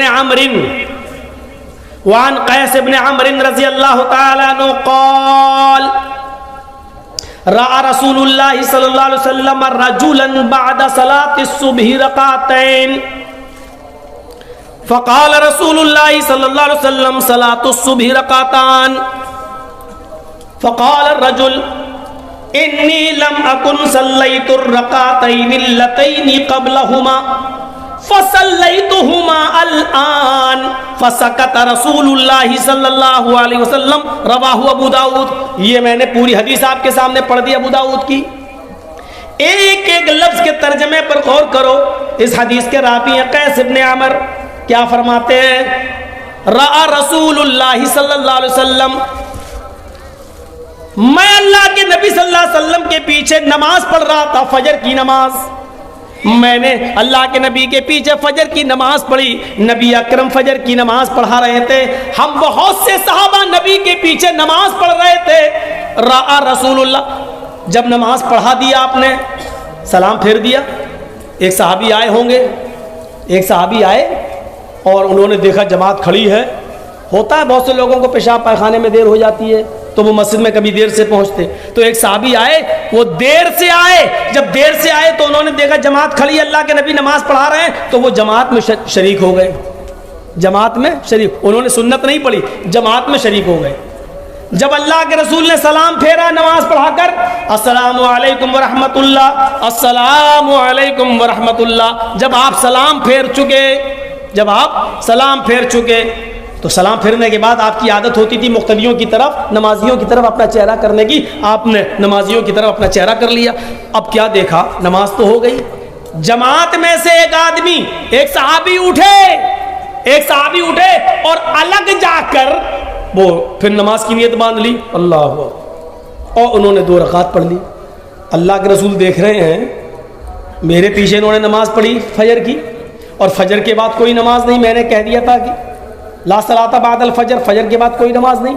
انہوں نے میرے پیچھے تو فجر کی نماز پڑھ لی, جب فجر کے بعد کوئی نماز ہی نہیں تو یہ کون سی نماز پڑھ رہے ہیں, لیکن نماز پڑھتے وقت تک نہیں بولا اللہ کے نبی نے. جب وہ نماز پڑھ چکے تب اللہ کے نبی نے ان کو بلایا, ادھر آؤ میرے پاس. تو وہی حدیث ہے, را رسول اللہ صلی اللہ علیہ وسلم رجولن، قیس ابن عمر کہتے ہیں کہ اللہ کے رسول صلی اللہ علیہ وسلم نے ایک آدمی کو دیکھا بعد صلاۃ الصبح رکعتین، صبح کی فجر کی 2 رکعت نماز نبی کے پیچھے پڑھنے کے بعد اس نے 2 رکعت الگ سے نماز پڑھی، بعد میں اس نے 2 رکعتیں ادا کر لی۔ جب وہ 2 رکعت پڑھ چکا تو اللہ کے نبی نے اس کو بلایا، ادھر آؤ۔ جب وہ آیا اللہ کے نبی صلی اللہ علیہ وسلم کے پاس قریب بیٹھ گیا تو اللہ کے نبی نے پوچھا صلاۃ الصبح رکعتان، صبح کی نماز تو 2 رکعت ہے، یعنی فرض نماز 2 رکعت ہے، وہ تم میرے پیچھے پڑھ چکے ہو، یہ بعد میں تم نے کون سی نماز پڑھی تھی، یہ بعد میں تم نے کیا پڑھا؟ تو جانتے ہو صحابی نے کیا کہا، سنیے، اور اس صحابی کے جواب پر نبی کا عمل کیا تھا، نبی نے کیا کہا یہ سنیے۔ جب اللہ کے نبی صلی اللہ علیہ وسلم نے اس صحابی سے پوچھا کہ یہ بعد میں 2 رکعت کون سی تھی، تو انہوں نے کہا انی لم اکن صلیت الرکعتین اللتین قبلہما۔ اے اللہ کے رسول، اے اللہ کے نبی، فجر کی نماز سے پہلے جو 2 رکعت سنتیں پڑھی جاتی تھیں، فجر کی نماز سے پہلے جو 2 رکعت سنتیں پڑھی جاتی وہ میں نہیں پڑھ سکا، قضاء حاجت وغیرہ میں دیر ہو گئی، وضو بنا کر گھر سے آیا، سوچا کہ 2 رکعت سنتیں پڑھوں گا، مسجد میں داخل ہوا تو نماز جماعت کھڑی تھی، میں نے جماعت چھوڑنا ترک نہیں کیا، میں نے جماعت سے الگ ہو کر سنتیں پڑھنا گوارا نہیں کیا، میں جماعت میں چھوڑنا ترک نہیں کیا، میں نے جماعت سے الگ ہو کر سنتیں پڑھنا گوارا نہیں کیا، میں جماعت میں شامل ہو گیا تو وہ 2 رکعت جو سنتیں میری چھوٹ گئی جو پہلے پڑھی جاتی تھی وہ میں نے نہیں پڑھی، فصلیتہما الان، آپ نے ابھی جو مجھے نماز پڑھتے ہوئے دیکھا یہ وہی 2 رکعت سنتیں تھی جو پہلے پڑھی جاتی تھی، جو کسی وجہ سے میں نہیں پڑھ سکا وہ میں نے اب پڑھی۔ او کوئی نئی نماز نہیں ہے نا، نہیں سنتیں تھیں، اچھا وہ نہیں پڑھ پائے تھے، ہاں۔ فسکت رسول اللہ، آپ خاموش ہو گئے، ٹھیک ہے کوئی بات نہیں۔ آپ نے کبھی فجر سے کے بعد سنتیں نہیں پڑھی، آپ نے کبھی ایسا کیا بھی نہیں، آپ نے ایسا کرنے کا حکم بھی نہیں دیا، لیکن اس صحابی نے ایسا کیا اور آپ نے اس کو ایسا کرتے ہوئے دیکھا، اس کے جواب پر آپ خاموش ہو گئے، فسکت رسول اللہ، اللہ کے رسول خاموش ہو گئے۔ یہ اس بات کی دلیل ہے کہ اگر فجر کی جماعت ہو رہی ہے تو کوئی پیچھے اگر سنتیں پڑھتا ہے تو وہ ایک لغو اور ایک بیکار کام کر رہا ہے، اس کو جماعت میں شامل ہونا چاہیے، اس کو جماعت میں شرکت کرنی چاہیے، اور نماز ہو جانے کے بعد 2 رکعت نماز سنت وہ بعد میں بھی پڑھ سکتا ہے۔ عادت نہیں بنانا چاہیے، کبھی کبھی اگر مسجد میں سنتیں نہیں پڑھ سکا، جماعت ہو رہی ہے تو جماعت میں شامل ہو جائے، اور سنتیں چھوٹ گئی وہ بعد میں۔ اللہ کے رسول بار بار پوچھ رہے ہیں یہ کون سی نماز، اس سے یہ بھی پتہ چلتا ہے کہ اللہ کے رسول کو علم غیب نہیں تھا، اگر علم غیب ہوتا تو آپ کو معلوم ہو جاتا یہ تو نماز پڑھ رہا ہے، سنتیں چھوٹ گئی، لیکن آپ کو معلوم ہی نہیں تھا، آپ نے اس کو بلایا، ذرا کون سی نماز تھی یہ، کہ اللہ کے رسول وہ چھوٹ گئی تھی، اچھا وہ تھی، ٹھیک۔ یہ ہے تقریری سنت۔ اب ہم اندازہ لگائیں، سوچیں کتنی چیزوں پر ہم عمل کر رہے ہیں، نبی اکرم نے ہمیں کتنا دیا ہے، اور ہم دین کے اندر کتنی چیزوں کا اور اضافہ کر رہے ہیں، اور تعجب تو یہ ہے کہ یہ سب دین سمجھ کر کوئی نیا گھر بنوا رہا ہے۔ چلیے مولانا صاحب کیا ہوا، نیا گھر بنایا ہے، دعا کر دیجیے۔ مولانا جرجیس 10-15 آدمیوں کے ساتھ جا رہے ہیں اور نیا گھر بن گیا، دعا کر رہے ہیں اللہ تعالی گھر میں برکت دے۔ اب اس گھر میں ٹی وی چلے گی، اسٹار پلس چلے گا، ناٹک دیکھا جائے گا، ساس بھی کبھی بہو تھی نا، صحیح ہے نا، بہو بھی کبھی ساس بھی کبھی بہو تھی، ہاں یہ صحیح، یہ سب چلے گا اس میں سیریل، لیکن مولانا صاحب کی دعا پہلے ہو گئی ہے، اب اس سیریل چاہے کتنے چلتے رہے کوئی فرق نہیں پڑے گا۔ مولانا سرجیت صاحب 10 آدمیوں کو لے کے دعا کرایا ہے، اب اس میں گھر کی عورتیں چاہے کتنی بیڑی کے بنڈل بنائیں سب حلال ہے، دعا جو ہوگی اب سب کام جائز ہو گئے۔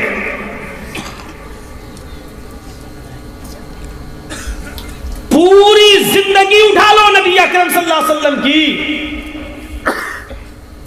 کچھ صحابہ کے ساتھ آپ بھی کبھی گئے ہو کہیں، کسی نے کہا ہو اللہ کے رسول میرا گھر بن گیا ہو چلیے دعا کر دیجیے اور آپ نے کیا؟ یہاں تو نئی دکان بنتی ہے تو وہ کرائے کے ٹٹوؤں کو بلایا جاتا ہے، کرائے کے ٹٹو جانتے ہو، بھاڑے کے، ایک ایک پارا سب کو پکڑا دیا۔ کچھ لوگوں کو تو میں نے ایسے دیکھا ہے، ایسے، اب آپ یہ مت کہنا مولانا آپ نے کیسے دیکھا، آپ بھی گئے تھے کیا؟ آپ لوگ بہت عقل مند ہیں، بہت عقل مند ہیں، میں نے دیکھا، اس کا مطلب یہ نہیں کہ میں نے پڑھا، دیکھ رہا ہم دھیرے دھیرے پڑھ پا رہے، کوئی آگے 3-4 پنے الٹ دیے، قرآن خوانی ہو رہی ہے۔ اب آپ کہو گے مولانا صاحب قرآن ہی تو پڑھا جا رہا ہے، اس میں برائی کیا ہے؟ پھر وہی بات، پھر آپ وہی کہہ رہے ہیں کہ اس میں برائی کیا ہے۔ میں نہیں کہہ رہا ہوں کہ کوئی برائی ہے، لیکن میں یہ کہہ رہا ہوں کیا یہ عمل جناب محمد رسول اللہ اور آپ کے صحابہ سے ثابت ہے؟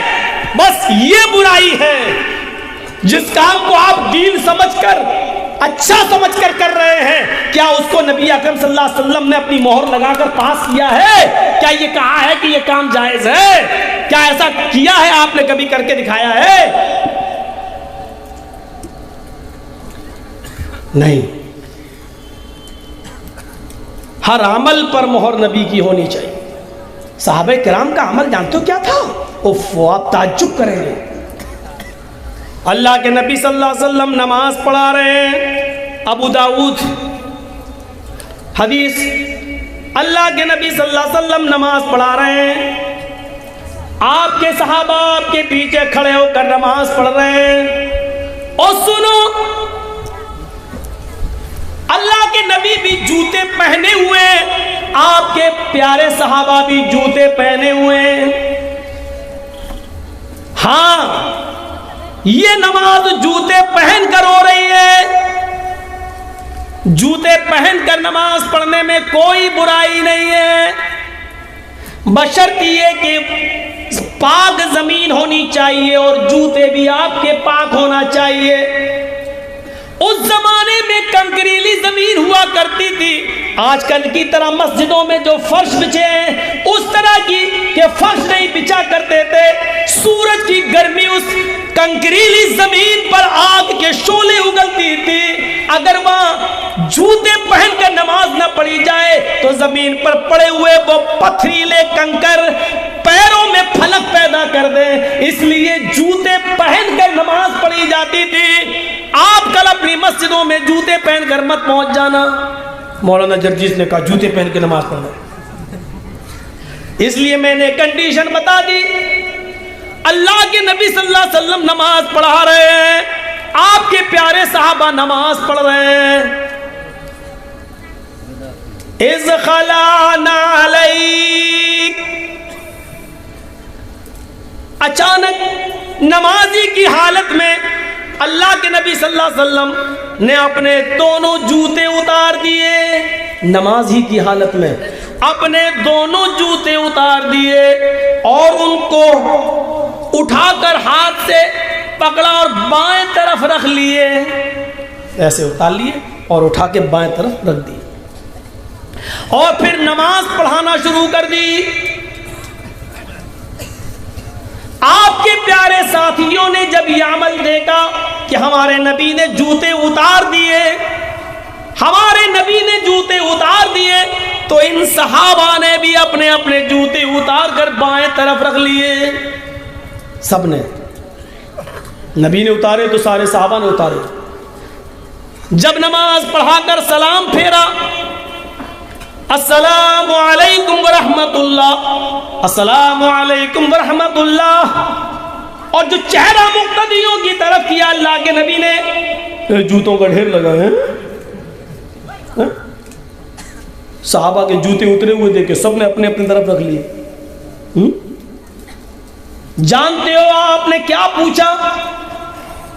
سب سے پہلا سوال ما حملکم علی القاء نعالکم، میرے صحابیوں تمہیں جوتے اتارنے کے لیے کون بولا؟ تم نے جوتے کیوں اتارے؟ تم جوتے پہن کر نماز پڑھ رہے تھے، تم نے جوتے کیوں اتار دیے؟ کس چیز نے تمہیں ابھارا جوتے اتارنے پر؟ تو صحابہ کا جواب جانتے ہو کیا تھا؟ ہمارا جواب وہ نہیں ہے. صحابہ کا جواب کیا تھا؟ اے اللہ کے رسول، آپ ہم سے پوچھ رہے ہیں کہ جوتے تو کیوں اتارے؟ ارے جو امام کو کرنا چاہیے، جو امام کرتا ہے وہی تو مقتدیوں کو کرنا چاہیے.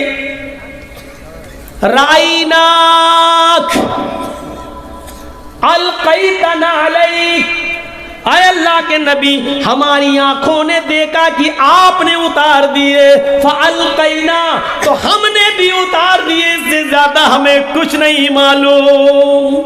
جو آپ نے کیا وہ ہم نے کیا، آپ کو اتارتے ہوئے دیکھا تو ہم نے بھی اتار دیے. یہ صحابہ تھے، میرے نبی نے جو کیا وہ ہم کریں گے. جوتے پہن کر نماز پڑھی تو ہم بھی پڑھیں گے، نماز کی حالت میں جوتے اتار دیے تو ہم بھی اتاریں گے. وہ یہ نہیں پوچھتے تھے آپ نے ایسا کیوں کیا، جو میرے نبی نے کیا وہ ہم نے. افسوس ہے آج کے انسان کو اور آج کے مسلمانوں کو اور نارائن پور والوں، آج کے ہم جیسے اہل حدیث نام نہاد اہل حدیثوں کو تو یہ چاہیے کہ کوئی بھی کام دیکھو، چاہے وہ قبرستان میں ہاتھ اٹھا کر دعا مانگنے کا معاملہ ہو، چاہے آپ کی مسجد میں جمعے کے دن ڈبل اذان، 2 اذانیں دینے کا معاملہ ہو، چاہے وہ عقیقے کے وقت ایک بڑے جانور کی قربانی کر کے ایک ہی گائے میں 7 حصوں کا معاملہ ہو، چاہے جو بھی معاملہ ہو، آپ کو تو اپنے امام کا کرتا پکڑ کے پوچھنا چاہیے اس کی دلیل کیا ہے. ہمیں دلیل دو تو جناب محمد رسول اللہ سے دو، ہمیں اس بات کا ثبوت دو تو محمد رسول اللہ سے دو. آپ جمعے کے دن ڈبل اذان دے رہے ہیں، اس کا ثبوت ہمیں جناب محمد رسول اللہ سے دو. یہاں عقیقے میں ایک ہی گائے میں 7 حصے جو کیے جا رہے ہیں، ہمیں اس کا ثبوت جناب محمد رسول اللہ سے دو. کیا عقیقے میں گائے کی قربانی یا بڑے جانور کی قربانی میں گائے کا بچے کا عقیقہ ہوگا یا نہیں، بڑے جانور کی قربانی لگے گی یا نہیں؟ ہمیں اس کی دلیل قرآن و حدیث سے دو. قبرستان میں ہاتھ اٹھا کر دعا مانگتے ہو، ہمیں اس کی دلیل قرآن و حدیث سے دو. جمعے کی نماز کے بعد امام ہاتھ اٹھا کر دعا کرے اور سارے مقتدی دعا میں آمین آمین کہے، ہمیں اس کی دلیل نبی اکرم کی حدیث سے دو، اللہ کے رسول کے قول و فعل سے دو. چاہیے تو یہ تھا، لیکن افسوس یہ ہے کہ آپ نے مولویوں ہی کو نشانہ بنا دیا، آپ نے ان کو ہی کہنا شروع کر دیا ایسا کرتے ہو غلط کرتے ہو. آپ کو رہنا ہے تو دعا مانگنا پڑے گی، گھر میں جانا پڑے گا، کوئی مر جائے تو اس کے گھر میں بھی جا کر دعا کرانا پڑے گی. آپ نے اپنے آپ کو اہل حدیث کہنے کے باوجود بھی شریعت پر بلڈوزر چلایا ہے، شریعت پر آپ نے چھری چلائی ہے. امام کائنات جناب محمد رسول اللہ کے سنت اور آپ کے طریقے کو آپ نے مجروح کیا ہے، آپ نے محمد رسول اللہ کا دل توڑا ہے، آپ نے بغیر دلیل عمل کرنا شروع کر دیا ہے. آپ کو سوچنا چاہیے کہ ہم جو کام کر رہے ہیں وہ صحیح ہے کہ نہیں ہے، اس کی دلیل کیا ہے. قرآن و حدیث سے ہمیں دلیل لینا چاہیے تھا اور مانگنا چاہیے، لیکن افسوس یہ کہ آپ الٹے ہمارے اوپر بگڑتے ہیں. صحابہ کا سیدھا جواب کیا تھا؟ ہم نے آپ کو جوتے اتارتے ہوئے دیکھا تو ہم نے بھی اتار دیے. اس کے بعد نبی کا جواب کیا تھا؟ آپ نے فرمایا سنو میں نے جوتے کیوں اتارے؟ فَأَتَانِي جبریل، میں نماز پڑھا رہا تھا، میرے پاس جبریل علیہ السلام آئے، فَأَخْبَرَنِي، انہوں نے مجھے خبر دی، اے محمد صلی اللہ علیہ وسلم آپ اپنے جوتے اتار دیجئے، آپ کے جوتوں میں گندگی لگی ہوئی ہے، آپ کے جوتے میں غلاظت لگی ہوئی ہے، آپ کے جوتے میں کچھ ناپاکی لگی ہوئی ہے. آئے میرے ساتھیوں، محمد رسول اللہ عالم الغیب نہیں ہے، مجھے میرے پیروں کے جوتے میں لگی ہوئی گندگی کا بھی علم نہیں ہے، یہ مجھے جبریل نے نماز کی حالت میں بتایا، اس لیے میں نے نمازی کی حالت میں میں نے جوتے اتار دیے۔ اب تمہارے لیے قانون بنا رہا ہوں، تم لوگ دونوں جوتوں میں نماز پڑھنے جب آؤ تو آنے کے بعد جب کنکریلی زمین پر نماز پڑھنے کے لیے جوتے پہن کر نماز پڑھنا چاہو تو اپنے جوتوں میں دیکھ لو گندگی تو نہیں لگی ہوئی ہے۔ اگر تمہارے جوتوں میں گندگی لگی ہوئی ہو، غلاظت ناپاکی لگی ہوئی ہو تو اس کو اپنے پیروں کو زمین پر رگڑ لو، مٹی پر رگڑ لو اور اس گندگی کو مٹی سے صاف کر لو، پھر اس کے اندر تم نماز پڑھو۔ آئندہ تم اپنے جوتے دیکھ لیا کرنا، اگر گندگی لگی ہوئی ہے تو مٹی پر رگڑ لیا کرنا، زمین پر رگڑ لیا کرنا اور اسی کے اندر نماز پڑھ لیا کرنا۔ میرے پیارے ساتھیوں، اللہ کے رسول نے اپنی وجہ یہ بتائی کہ میں نے اس لیے جوتے اتار دیے تھے، لیکن تم نے کیوں اتارے؟ صحابہ نے بھی جواب دیا، آپ نے اتارے اس لیے ہم نے اتار دیے۔ کیا جواب تھا؟ یہ تھا طریقہ؟ یہاں تو پوچھنے والا کوئی نہیں۔ مولانا صاحب ہیں، کر رہے ہیں تو اچھا ہی کر رہے ہیں۔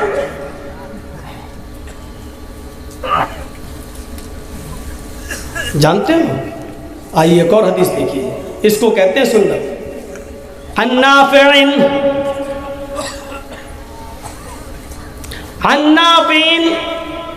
ان رجلا عطس الى جنب ابن عمر فقال الحمد للہ والسلام علی رسول اللہ۔ حضرت نافع کہتے ہیں، سنیے حدیث، اس کو کہتے ہیں سنت۔ حضرت نافع کہتے ہیں کہ ایک شخص حضرت عبداللہ ابن عمر کے بغل میں بیٹھا ہوا تھا، بازو میں سائیڈ میں بیٹھا ہوا تھا اور اس کو چھینک آ گئی، چھینک ایسے کر کے۔ آج کل کسی کو آ جائے تو بھگا دے گا، کرونا کے لکشن پائے جائے۔ حضرت عبداللہ ابن عمر کے بغل میں بیٹھا ہوا تھا اور اس آدمی کو چھینک آ گئی۔ ان رجلا عطس الى جنب ابن عمر، عبداللہ ابن عمر کے بغل میں بیٹھا اور اس کو چھینک آ گئی، چھینک جیسی چھینکا تو چھینکنے کے بعد اس نے کیا کہا؟ الحمدللہ والسلام علی رسول اللہ۔ دیکھیے جملہ کتنا اچھا ہے، دیکھا جائے تو اس میں کیا برائی ہے؟ اگر دیکھا جائے تو اس میں کوئی برائی نہیں ہے، لیکن کیا کہا؟ الحمدللہ والسلام علی رسول اللہ، تمام تعریفیں اللہ کے لیے ہیں، والسلام علی رسول اللہ، اور صلاۃ و سلام ہو، درود ہو، سلام ہو اللہ کے رسول پر، والسلام علی رسول اللہ، اور سلام ہو رسول اللہ پر۔ اتنا سنا حضرت عبداللہ ابن عمر نے کہ اس نے چھینکنے کے بعد کیا کہا؟ الحمدللہ والسلام علی رسول اللہ۔ تو حضرت عبداللہ ابن عمر نے کیا کہا؟ انا اقول الحمدللہ والسلام علی رسول اللہ، میں بھی چاہتا ہوں کہ یہی بولوں، میں بھی چاہتا ہوں کہ جب مجھے چھینک آئے تو میں بھی یہی کہوں، کیا؟ الحمدللہ والسلام علی رسول اللہ۔ میں بھی چاہتا ہوں، میرا دل بھی چاہتا ہے کہ اتنے پاکیزہ اتنے پیارے جملے میں اپنی زبان سے ادا کروں۔ لیسا ہاکذا علمنا رسول اللہ صلی اللہ علیہ وسلم، لیکن مجھے اللہ کے رسول نے ایسا نہیں سکھایا۔ اے ہے قربان جاؤ، یہ تھے صحابہ، قربان جاؤ یہ تھے صحابہ۔ کیا کہتے ہیں؟ لیسا ہاکذا، لیکن ایسا نہیں سکھایا۔ علمنا رسول اللہ، اللہ کے رسول نے ہمیں ایسا بولنا نہیں سکھایا۔ علمنا رسول اللہ صلی اللہ علیہ وسلم الحمدللہ علی کل حال، ہمیں تو اللہ کے رسول نے یہ بتایا کہ جب تمہیں چھینک آئے تو یہ پڑھا کرو الحمدللہ علی کل حال، ہر حال میں تمام تعریفیں اللہ کے لیے ہیں۔ والسلام علی رسول اللہ نہیں سکھلایا، اس لیے ہم یہ جملے نہیں کہنا چاہیے، ہمیں وہی پڑھنا چاہیے جو ہمیں جناب محمد رسول اللہ صلی اللہ علیہ وسلم نے سکھائے ہیں۔ دعا ہی تو تھی اور نبی پر درود شریف ہی تو تھا۔ آج کل ہمارے بھائی بڑا مچل کے جلسوں میں کتنی بار کہتے ہیں مچل کے پڑھو اللہم صلی علی سیدنا و حبیبنا و شفیع، ارے زور سے پڑھو اللہم صلی علی سیدنا و حبیبنا۔ وہ پتہ نہیں یہ لائے کہاں سے سیدنا و حبیبنا، کہیں کی اینٹ کہیں کا روڑا، ہم بتی نے لا کے کھمبا جوڑا، پوری حدیثیں پڑھ جاؤ، کہیں ملتا ہی نہیں یہ والا درود۔ بیچارے. اور جو درود اللہ کے نبی نے سکھلایا دیکھو اس سے کتنی نفرت ہے.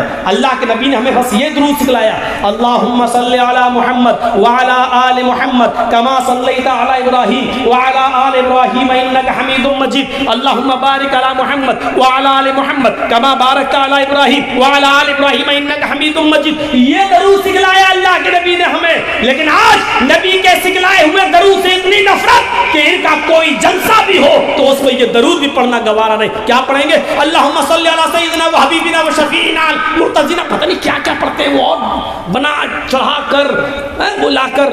وہی میں نے کہا نا ابھی اذان کے بعد کی دعا کیا پڑھتے ہیں وہ, کبھی آپ نے دیکھا ہوگا اذان ہو جائے گی تو اذان کے بعد کی دعا صرف اتنی ہے, اللہم رب هذه الدعوة التامة والصلاة القائمة آت محمدا الوسیلہ والفضیلہ وابعثه مقام محمود الذی وعدتہ. بس اذان کی بات کی دعا اتنی ہے. لیکن کبھی اپنے بھائیوں سے پوچھنا, اپنے پڑوسیوں سے پوچھنا کہ اذان کی بات کی دعا کیا ہے, تو جانتے ہو کیا کہیں گے؟ اللہم رب هذه الدعوة التامة والصلاة القائمة آت محمدا الوسیلہ والفضیلہ والدرجة الرفیعہ. یہ والدرجة الرفیعہ صحیح حدیث سے ثابت رہی ہے. وہ کیا کہیں گے؟ والدرجة الرفیعہ آت محمدا الوسیلہ والفضیلہ والدرجة الرفیعہ وابعث مقاما محمودا الذي وعدته وارزقنا شفاعته يوم القيامة انك لا تخلف الميعاد. یہ جملے بھی پڑھیں گے, انك لا تخلف الميعاد. اب بتائیے حضرت عبداللہ ابن عمر نے کیا کہا؟ میرا بھی دل چاہتا ہے کہ میں یہ پڑھوں الحمدللہ والسلام علی رسول اللہ لیس ہکذا علمنا رسول اللہ, لیکن میں اس لیے نہیں پڑھ رہا ہوں کیونکہ مجھے اللہ کے رسول نے ایسا نہیں سکھلایا. علمنا رسول اللہ صلی اللہ علیہ وسلم الحمدللہ علی کل حال. اللہ کے رسول نے تو ہمیں اتنا سکھلایا کہ میں یہ کہوں کہ الحمدللہ علی کل حال. ارے بس یہ دعا بتلائی ہے چھینکنے کے بعد کی دعا میں. تو یہ والدرجۃ الرفیعہ یہ سب کہاں سے لائے ہو؟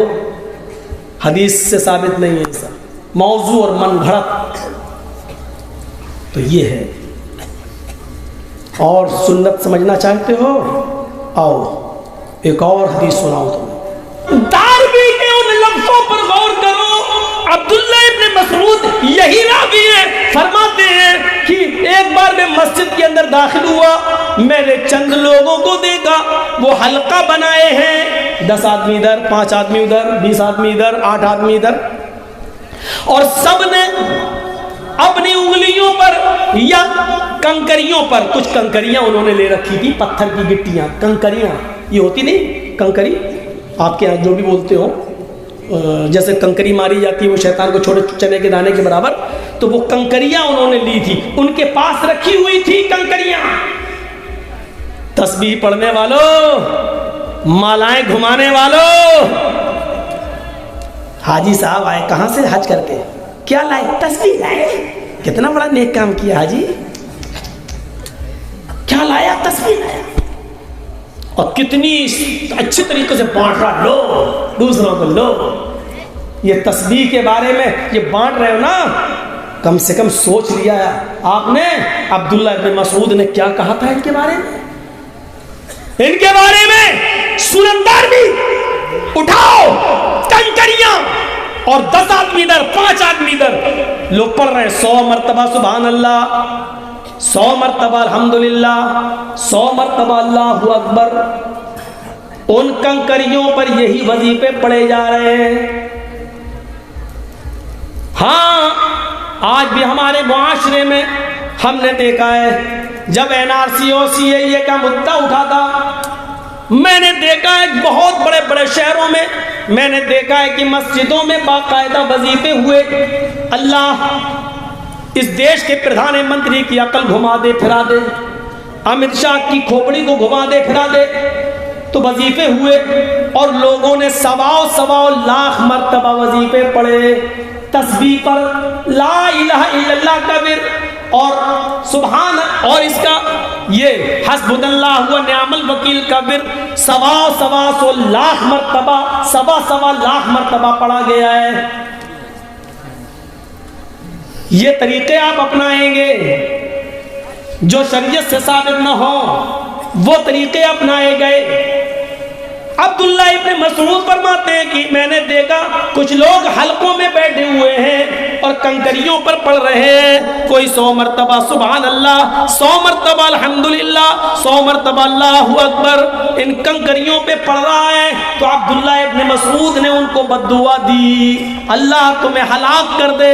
ایک صحابی کی بد دعا، ان کنکریوں پر پڑھنے والے صحابیوں کو کیا کہہ رہے ہیں؟ عبداللہ ابن مسعود فرما رہے تمہاری ماں تمہیں کھو دے، تمہاری ماں تمہیں گم پائے، تمہاری ماں تمہیں مرا ہوا پائے، یعنی تم مر جاؤ، تم ہلاک ہو جاؤ، تم برباد ہو جاؤ۔ ان صحابیوں نے پوچھا اے عبداللہ ابن مسعود آپ کو کیا ہو گیا ہے؟ آپ ہمیں مسجد میں آنے کے بعد بد دعا دے رہے ہو، ہم تو اچھا کام کر رہے ہیں۔ عبداللہ ابن مسعود کہتے ہیں یہ اچھا کام ہے۔ ان لوگوں نے کہا ہاں ان کنکریوں پر ہم 100 مرتبہ سبحان اللہ، 100 مرتبہ الحمدللہ، 100 مرتبہ اللہ اکبر پڑھ کر اللہ کی تسبیح ذکر و اذکار کر رہے ہیں۔ تب عبداللہ ابن مسعود نے کہا ہے میں تمہیں بد دعا نہ دوں تو کیا دوں؟ ابھی جناب محمد رسول اللہ کے کپڑے پرانے نہیں ہوئے، ابھی نبی اکرم کو اس دنیا سے گئے ہوئے زیادہ دن نہیں ہوئے، ابھی محمد رسول اللہ کو انتقال کیے ہوئے زیادہ زمانہ نہیں ہوا، ابھی نبی اکرم کے کپڑے پرانے نہیں ہوئے، ابھی نبی اکرم کے برتن پرانے نہیں ہوئے، ابھی اللہ کے رسول کی چھڑی آپ کی پرانی نہیں ہوئی، اور تم نے دین کے اندر ایک نئی چیز نکال لی، دین کے اندر تم نے ایک نئی بدعت نکال لی۔ ہم نے اللہ کے رسول کے زمانے میں نبی اکرم کو اور آپ کے صحابہ کو ان انگلیوں کے پور پر پڑھتے ہوئے دیکھا ہے، سبحان اللہ الحمدللہ اللہ اکبر، اور تم نے کنکریوں پر پڑھنا شروع کر دیا ہے۔ ابھی اللہ کے نبی کے کپڑے پرانے نہیں ہوئے اور تم نے دین کے اندر نئی بدعت نکال لی۔ یہ صورتحال تھی جب مسجد میں بیٹھ کر کنکریوں پہ نہیں پڑھا جا سکتا ہے تو تسبیح کے دانوں پر کیسے پڑھا جا سکتا ہے؟ حج کرنے والوں تمہیں حج مبارک ہو، آئندہ بھی تم کبھی حج کرنے جاؤ تو اچھی بات ہے جاؤ، لیکن وہاں سے اس طریقے کی خرافاتیں لے کر مت آؤ۔ زمزم لاؤ، کھجور لاؤ، وہاں بہت سی دینی کتابیں تقسیم ہوتی ہیں، بنگلہ میں بھی، اردو میں بھی، ہندی میں بھی۔ آپ وہاں سے دینی کتابیں لے کے آئیے، کسی کو تسبیح دینے کے بجائے آپ کسی کو اپنی بنگلہ زبان میں وہاں سے لائی ہوئی دین کی کتاب دے دیجئے، قرآن لا کر دے دیجئے، آپ کے لیے یہ چیز بھی ثواب کا باعث بنے گی۔ آپ ان چیزوں کو دے رہے ہیں جس کا قرآن و حدیث کے اندر کوئی وجود نہیں ہے۔ ہمیں سوچنا چاہیے، اور ابھی تک نہ معلوم تھا تو اس لیے اللہ سے توبہ کیجئے، اب معلوم ہو جانے کے بعد ان چیزوں سے بچیے۔ آپ کو نہیں معلوم شریعت کیا ہے، آؤ میں تمہیں بتاؤں شریعت کیا ہے۔ حضرت عبداللہ ابن عمر اپنے ایک ساتھی حضرت مجاہد کے ساتھ سفر کر رہے ہیں، ایک جنگل کی طرف سے ایک شہر کی طرف گھسنا ہوا، آپ کا جانا ہوا، ظہر کی نماز کا وقت تھا۔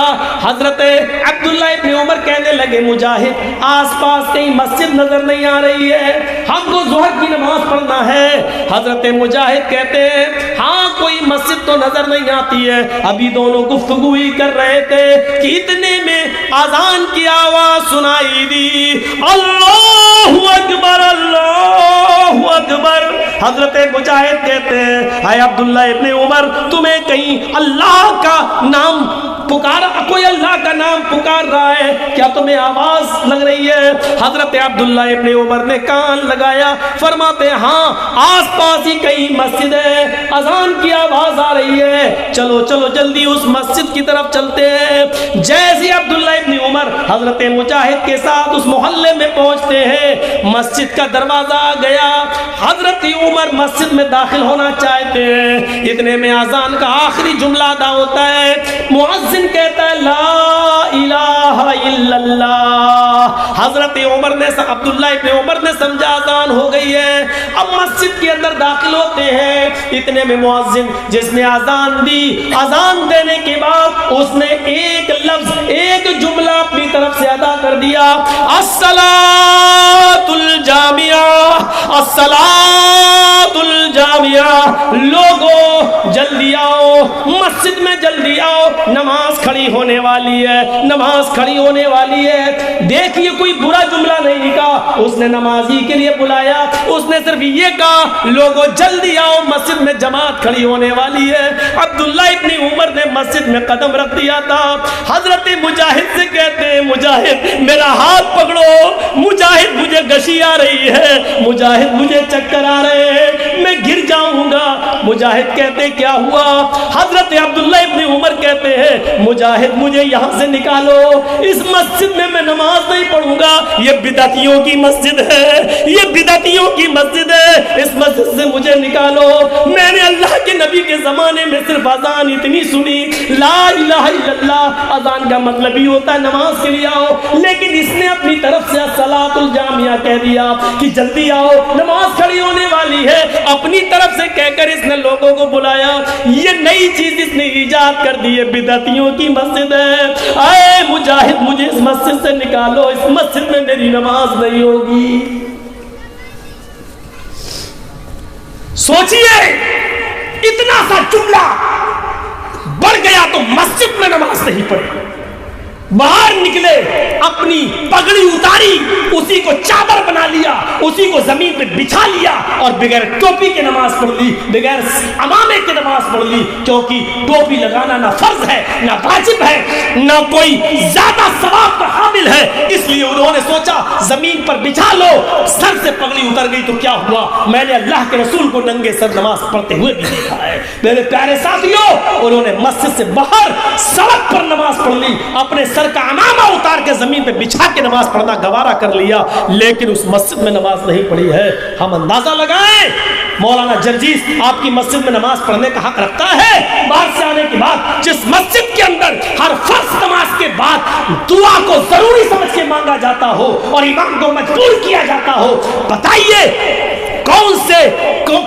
کس خیال سے مسجد میں داخل ہوا جائے اور کون سا ارادہ لے کر مسجد میں جایا جائے جہاں قبرستان کے اندر ہاتھ اٹھا کر میت مرنے کے بعد دفنانے کے بعد ہاتھ اٹھا کر دعا مانگنے کو جنازے کا ایک حصہ تصور کیا جاتا ہو میرے بھائیوں کون سا چہرہ لے کر اور کون سا ارادہ لے کر آپ کے آیا جائے 18-20 سال کا عرصہ ایک لمبا عرصہ ہوتا ہے لیکن وہی گھسی پٹی باتیں اور وہی چیزیں چلی آ رہی ہے آج یہ چیز تو آپ نے ضروری سمجھ لی میں نے مان لیا چلیے نہیں بدل رہے ہو آپ کی مرضی لیکن جو چیز سنت ہے اس کو تو آپ نے کیا مردے کو قبرستان میں جب دفن کرنے کے لیے جاتے ہیں اور جب اس کو لٹاتے ہیں تو آپ کیسے لٹاتے ہو چت لٹاتے ہیں نا سر ادھر رہتا ہے مان لیجئے سر ادھر ہے پیر ادھر ہے تو ایسی تو لٹاتے ہو نا مجھے دکھائیے آپ کہاں ہیں آپ کے علاقے کے کسی مولوی نے آپ کو بتایا ہے جبکہ سنت یہ ہے کہ میت کو جب آپ قبر کے اندر لٹائیں گے تو اس کو داہنی کروٹ سے لٹائیں گے ہم لٹاتے تو چت ہیں اور منہ اس کو ایسا کر دیتے ہیں ایسا کر یہ اور تکلیف دہ چیز چت لٹاتے ہیں غلط ہے یہ طریقہ پھر سن لو غلط ہے یہ طریقہ نہیں سمجھ میں آیا ہے تو ڈنکے کی چوٹ پہ کہتا ہوں میت کو قبر میں اتارنا اور چت لٹانا غلط ہے طریقہ کل تک رہوں گا شام تک رہوں گا انشاءاللہ کسی کو اس کی دلیل ملے تو ہمیں بھی دکھا دینا علم ایک سمندر ہے ہو سکتا ہے کہ میرے پاس علم نہ ہو آپ کے پاس کوئی دلیل ہو آپ ہمیں دے دیں اور نہیں تو میرے پاس دلیل ہے میت کو داہنی کروٹ سے لٹایا جائے گا ایسے ایسے اور اس کا یہ حصہ جو ہے کمر اس کو آپ دیوار سے چپکائیں گے کیونکہ جب داہنی کروٹ سے آپ لٹائیں گے تو وہ ٹک نہیں پائے گا آپ کو مٹی کے 2-3 ڈھیلے اس کے پیچھے رکھنا پڑیں گے تاکہ وہ ٹک جائے، اور ایسا نہیں کر سکتے ہو تو اس والی دیوار سے جو قبر کھدی ہوئی ہے اس کو آپ اس دیوار سے چپکا دیجئے اور اس کو پورا کا پورا داہنی کروٹ سے لٹائیے، اس کے بعد پٹرے رکھ کے آپ اس کے بعد مٹی دیں۔ یہ طریقہ سنت ہے، یہ طریقہ شریعت سے ثابت ہے، لیکن آپ نہیں کریں گے۔ جو ثابت ہے وہ نہیں کریں گے، اور جو ثابت نہیں ہے اس کو کرنے پر آپ اپنے امام کو اور اپنے عالم کو مجبور کریں گے۔ کیوں؟ میرے باپ دادا جو کرتے چلے آئے ہیں وہی ہم کریں گے، ہم میں اور دوسروں میں کیا فرق رہ گیا؟ میت کو قبرستان میں چت نہیں لٹایا جائے گا، قبر میں اتارتے وقت اس کو داہنی کروٹ سے، اور سنیے اس کی چارپائی کو سامنے نہیں رکھا جائے گا قبر کے، اس کی چارپائی کو میت کے پائیں تاپے پر قبر کے اس سائڈ میں رکھا جائے گا، اور جب اس میت کو لایا جائے گا لوگ اٹھائیں گے تو اس کو تاپے کی طرف سے پیر کی طرف سے لائیں گے، اور اس طریقے سے جیسے یہ قبر کھدی ہوئی ہے، یہ قبر کھدی ہوئی ہے، آپ اس کو ایسے لائیں گے ایسے، اور پھر اس کا سر یہاں کریں گے اور پیر اس کے یہاں کریں گے اور یہاں سے لائیں گے، اس کو سامنے سے نہیں لایا جائے گا۔ سنیے طریقہ، یا تو اٹھایا اور دے دیا لے اتار لیجیے، نہیں، میت کو اس طرف رکھیں گے اور وہاں سے اس کی باڈی کو اٹھا کر ایسے لایا جائے گا، اس کا سر ادھر ہوگا، پیر ادھر ہوں گے، اور اس طریقے سے لایا جائے گا، اس طریقے سے، اور یہاں سر اور یہاں پیر رکھا جائے گا، اور اس کے بعد اس کو داہنی رائٹ سائڈ داہنی کروٹ سے اس کو لٹا کر دیوار سے چپکا کر پٹرے رکھ کر مٹی دی جائے گی۔ یہ ہے طریقہ۔ اب کل جانتے ہو چائے کی ہوٹلوں پہ باتیں ہوں گی، یہ مولوی ایک اور فتنہ کھڑا کر رہا ہے، یہ نیا آ گیا ہے، نئی بات بتا گیا، آج تک کسی کو ابھی تک تو چٹی لٹاتے آئے۔ ارے آپ کیا لٹاتے آئے ہو، ہم نہیں لٹائے، جب نہیں معلوم تھا نہیں معلوم تھا، لیکن جب علم ہو گیا تو ضد اور بحث نہیں، جب دلیل آ گئی آمنا صدقنا، جب نبی سے ثابت، تو وہاں ایک بات آپ کی نہیں چلے گی، ہماری نہیں چلے گی، وہاں چلے گی تو جناب محمد رسول اللہ کی چلے گی۔ یہی تو شریعت ہے، یہی تو شریعت ہے۔ آدمی اپنی غلطی کو تسلیم کر لے اور شریعت پر جم جائے، یہی تو شریعت ہے۔ آپ کو معلوم ہے حضرت امیر معاویہ خانہ کعبہ کا جب طواف کرتے تھے تو خانہ کعبہ کا طواف کرتے ہوئے چاروں کونوں کو چھوتے تھے، چاروں کعبے کے 4 کونے ہیں نا، چاروں کونوں کو چھوتے تھے، جبکہ حکم کیا ہے؟ حکم کیا ہے؟ آپ پہلا چکر جو لگائیں گے وہ حجر اسود جہاں ہے وہاں سے آپ شروع کریں گے، اس کونے سے، اور وہاں سے چکر لگاتے ہوئے آپ آئیں گے رکن یمانی کو چھوئیں گے، آپ یہ ایسے اگر چھو سکتے ہیں آرام سے تو چھو لیجئے، اس کو آپ چھوئیں گے، اور رکن یمانی اس کے بعد جو کونا آئے گا وہ حجر اسود کا ہوگا، یہاں سے یہاں تک آپ یہ دعا پڑھیں گے، ربنا آتنا فی الدنیا حسنۃ وفی الآخرۃ حسنۃ وقنا عذاب النار، یہ دعا زور سے پڑھیں گے آپ، رکن یمانی چھوئیں گے اور وہاں سے یہ دعا پڑھتے ہوئے زور سے، ربنا آتنا فی الدنیا حسنۃ وفی الآخرۃ حسنۃ وقنا عذاب النار۔ جب کعبہ کا طواف کریں گے تب کی بات کر رہا ہوں میں، چاہے عمرہ کریں یا حج کریں، جب آپ طواف کریں گے کعبہ کا تو پہلا چکر آپ حجر اسود سے شروع کریں گے، اور کرتے کرتے پہلا کونا نکلے گا، دوسرا کونا نکلے گا، تیسرا کونا جو آئے گا وہی رکن یمانی ہے، اس کو چھوئیں گے، اور چوتھا کونا پھر حجر اسود ہے، تو رکن یمانی سے لے کر حجر اسود تک آپ یہ دعا پڑھتے ہوئے آئیں گے، ربنا آتنا فی الدنیا حسنۃ وفی الآخرۃ حسنۃ وقنا عذاب النار۔ اب حجر اسود پر آنے کے بعد اگر آسانی سے بوسہ لے سکتے ہو تو لے لیجئے، اور آسانی سے بوسہ نہیں لے سکتے ہو تو اپنا دائنا ہاتھ اٹھا لیجئے اور یہ کہیے اللہ اکبر، یہ کہہ کر آپ آگے بڑھ جائیے اور چکر لگائیے، خام خواہ ہلاکت میں اپنے آپ کو مت ڈالیے، زبردستی کسی کو دھکا دے کر کر چومنے کی کوشش مت کیجئے خانے حجر اسود کو. تو یہ طریقہ 4. لیکن رکن یمانی کو چھونا اور حجر اسود کو بوسہ لینا اگر آسانی سے ہو سکے. لیکن امیر معاویہ کیا کرتے تھے؟ وہ چاروں کونے چھوتے تھے. یہ پھر دوسرا چاروں کونے چھوتے تھے. ایک بار عبداللہ ابن عباس نے ان کو دیکھ لیا تو طواف کے بعد ان کو پکڑ لیا, کہنے لگے یہ تم کیا کرتے ہو؟ کہا کیوں؟ یہ 4 کونے کیوں چھوتے ہو؟ یہ کونا بھی چھوا, یہ کونا بھی چھو لیا, یہ کونا بھی چھوا, یہ کونا بھی چھوا, یہ کونا بھی چھوا, ایسا کیوں کرتے ہو؟ تو حضرت امیر معاویہ نے فرمایا اے عبداللہ, خانہ کعبہ پورا کا پورا برکت حاصل کرنے کی چیز ہے, تبرک ہے. ہم چاہتے ہیں کہ اس کے زیادہ سے زیادہ حصے کو چھو لیں تاکہ برکت حاصل ہو جائے.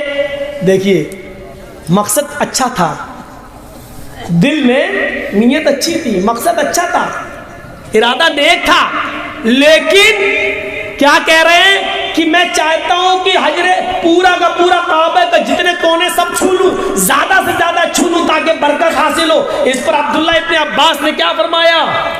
سنو, تم غلط کرتے ہو, میں بھی چاہتا ہوں کہ کعبے سے لپٹ جاؤں, میں بھی چاہتا ہوں کہ پورے کعبہ کے ایک ایک حصے کو میں چھوؤں اور چوموں اور چاٹوں اور برکت حاصل کروں, لیکن یہ محمد رسول اللہ کی سنت کے خلاف ہے. اے معاویہ, ایسا نہیں, اللہ کے نبی نے رکن یمانی کو چھوا ہے اور حجر اسود کو بوسہ دیا ہے, بس ہمیں رکن یمانی کو چھونا ہے اور حجر اسود کو بوسہ لینا ہے, چاروں کونوں کو نہیں چھونا ہے. ایسا اللہ کے نبی جناب محمد رسول اللہ صلی اللہ علیہ وسلم نے ہمیں سکھلایا ہے, ایسا ہمیں اللہ کے نبی جناب محمد رسول اللہ صلی اللہ علیہ وسلم نے بتایا ہے. امیر معاویہ کہتے ہیں تم ٹھیک کہہ رہے ہو, اتنے بڑے صحابی لیکن غلطی واپس لے لی. کیا کہتے ہیں؟ تم ٹھیک کہہ رہے ہو, اب میں ایسا ہی کروں گا, رکن یمانی کو چھوؤں گا اور حجر اسود کو بوسہ لوں گا, کیونکہ یہی محمد رسول اللہ کا طریقہ ہے. ایک چیز اپنی طرف سے آگے نہیں بڑھا رہے, ایک حدیث ایک واقعہ اور سنا کر میں آپ کو رخصت کروں گا, آپ کے پنڈال سے جائیے. میرے بھائیوں سنیے, بڑا اچھا واقعہ ہے, بڑا اچھا. عبداللہ ابن مسعود نے ایک مرتبہ اس آدمی کو ڈانٹا, فجر کی نماز کے بعد 2 رکعت سنت پڑھنے کے بعد, فجر میں 2 رکعت سنت ہے, 2 فرض ہے, 2 سنت 2 فرض. تو عبداللہ ابن مسعود نے ایک آدمی کو ڈانٹا. کیوں ڈانٹا؟ کہ وہ 2 رکعت سنت پڑھنے کے بعد ابھی دیکھا نماز میں ٹائم ہے, فرض نماز میں دیر ہے, ابھی بعد میں جماعت کھڑی ہوگی, تو 2 رکعت سنت پڑھنے کے بعد وہ اور 2 رکعت پڑھنے لگا, اللہ اکبر, اور لمبی نماز پڑھنے لگا. جب لمبی نماز پڑھ کے ختم کیا تو عبداللہ ابن مسعود نے ڈانٹا. دیکھیے 2 رکعت سنت پڑھ چکے تھے, اب 2 فرض پڑھنا ہے, تو فرض تو پڑھنے رہے, وہ تو جماعت کے ساتھ پڑھو گے, 2 سنت پڑھنے کے بعد 2 رکعت اور پڑھنے کے لیے کھڑے ہو گئے, یہ سوچ کر ابھی ٹائم تو ہے اور پڑھ لو. لیکن عبداللہ ابن مسعود نے جب ڈانٹا تو انہوں نے کہا مجھے کیوں ڈانٹ رہے ہو؟ کہا تمہیں گناہ پڑے گا. تو اس آدمی نے کہا اے عبداللہ, نماز پڑھنے پر اللہ مجھے گناہ دے گا؟ دیکھیے سوال دیکھیے, ارے میں تو نماز پڑھ رہا ہوں, کیا نماز پڑھنے پر اللہ مجھے عذاب دے گا؟ عبداللہ ابن مسعود نے کہا نہیں, نماز پڑھنے پر عذاب نہیں دے گا, سنت کی مخالفت کرنے پر اللہ تمہیں عذاب دے گا, کیونکہ اللہ کے رسول نے فجر کی 2 سنت اور 2 فرض ہی پڑھی ہے, تم 2 سنت پڑھنے کے بعد پھر سنت پڑھنے کے لیے کھڑے ہو گئے ہو, یہ گناہ ہے, یہ عذاب ہے, تمہیں نماز پڑھنے کا عذاب نہیں پڑے گا, سنت کی مخالفت کرنے کی سزا دے گا. تم سنت بدل رہے ہو, نبی کا طریقہ بدل رہے ہو, اس کا عذاب دے گا. تو میرے بھائیوں, ہمیں سنت کو پہچاننا چاہیے. جمعے کے خطبے میں میں نے کہا نیت پر ڈیپینڈ ہے ہماری عبادت, اور آج ہم نے یہ بتایا ہماری عبادت سنت پر ڈیپینڈ ہے, جناب محمد رسول اللہ کی مہر پر ڈیپینڈ ہے, نبی کے طریقے پر ڈیپینڈ ہے. ہماری عبادتوں پر اگر محمد رسول اللہ کی مہر لگی ہے تو وہ قبول ہوگی. اس لیے یاد رکھیے گا, فرض نماز کے بعد دونوں ہاتھ اٹھا کر دعا مانگنا ناجائز نہیں ہے.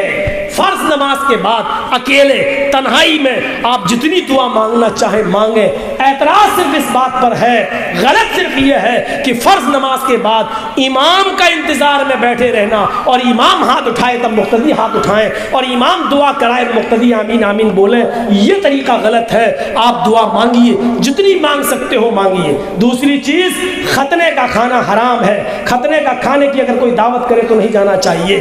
ہاں اگر عقیقہ کر رہا ہے 7ویں دن اور 7ویں ہی دن بچے کا عقیقے پہ ختنہ کرا لیتا ہے تو اس کو ختنے کی دعوت نہیں، اس کو عقیقے کی دعوت کہنا چاہیے. عقیقے کی دعوت میں جانا چاہیے، وہ مسنون ہے، سنت ہے. اور سن لیجئے، عقیقہ صرف 7ویں دن جائز ہے. بس عقیقہ صرف 7ویں دن جائز ہے. 7ویں دن کے بعد نہ 14واں دن نہ 21واں دن.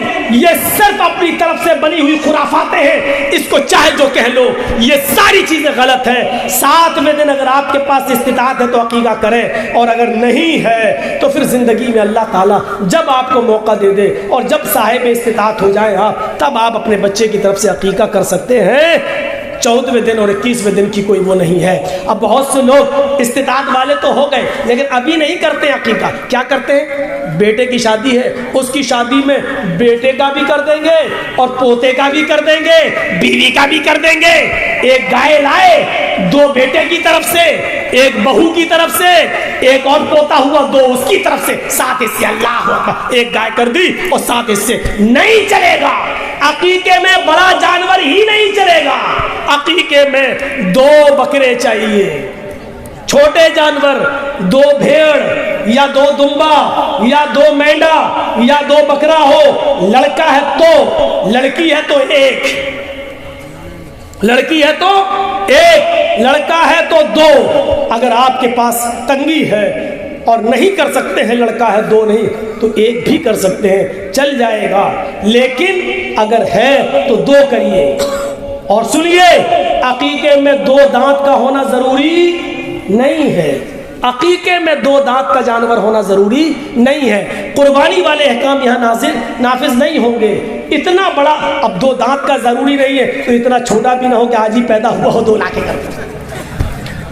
مکافیتان اتنا بڑا ہونا چاہیے کہ وہ دیکھنے میں لگے کہ ہاں بکرا ہے، بکری ہے. اس کو بچہ نہ کہا جا رہا ہو، بکری کہا جا رہا ہو یا بکرا کہا جا رہا ہو. اتنا لگنا چاہیے. کم سے کم 2 دانت نہیں ہے تو چلے گا، لیکن اتنا چھوٹا بھی نہ ہو کہ لگ رہا ہو جیسے 1 مہینے کا اٹھا کے لاگے ذبح کر دیا. نہیں، تو 2 بکرے لڑکے میں اور لڑکی میں 1، یہ ہونا چاہیے. تو یہ جو چیزیں تھیں جو میں نے آپ کے سامنے رکھی ہیں. آپ میت کے لیے قبرستان میں دعا کریں. دعا میں ہاتھ اٹھانے کا جہاں تک مسئلہ ہے وہ قابل اعتراض ہے، دعا کرنا نہیں. اللہ کے رسول نے خود کہا اپنے بھائی کے لیے دعا کرو. بس الان اس سے سوال کیا جائے گا، اس سے پوچھا جائے گا. چھوڑو یار، یہاں کوئی فتوے بازی تھوڑی ہوتی ہے، پر جلسوں میں لا کے سوال کرتے ہیں. آپ کے ہاں دارالفتہ کھلا ہوا ہے، فتوے وہاں سے لیا کریے. یہ تو تقریر میں ایک حصہ ہے، وہ ہم نے بتا دیا جو بتا رہے ہیں ہم آپ کو. اور ایک آدمی کے سوال بتاؤ تو دوسرے اور لانے لگتے ہیں. ایک بار کٹیار کی سائڈ میں پروگرام ہوا تو 2.5 گھنٹے تقریر ہوئی نہیں، پورا کا پورا سوال جواب نہیں چلا گیا. اب بعد میں وہاں کے لوگ بولتے ہیں نہیں پوری تقریر 2.5 گھنٹے اور بولو، 2 گھنٹے اور بولو. تو یہ سب چیزیں نہیں ہونی چاہیے. یہ سب چیزیں پرسنل ہیں، اکیلے میں آ کے بات کرنی چاہیے. تو اللہ تعالیٰ سے دعا کریے بار الہ ہمیں کتاب و سنت پر چلنے کی توفیق عطا فرمائے، ہمیں محمد رسول اللہ کی سنت کو زندہ کرنے کی توفیق عطا فرمائے، ہمیں قرآن و حدیث کے مطابق عبادت کرنے کی توفیق عطا فرمائے، ہماری ماں بہنوں کو بھی سنت پر چلنے کی توفیق عطا فرمائے. اور اللہ جب تک تو ہمیں زندہ رکھ، اسلام پہ زندہ رکھنا، اور جب ہمارا خاتمہ ہو تو ایمان پر ہمارا خاتمہ فرمانا. وما علینا الا البلاغ المبین وآخر دعوانا ان الحمد للہ رب العالمین. السلام علیکم ورحمۃ اللہ وبرکاتہ.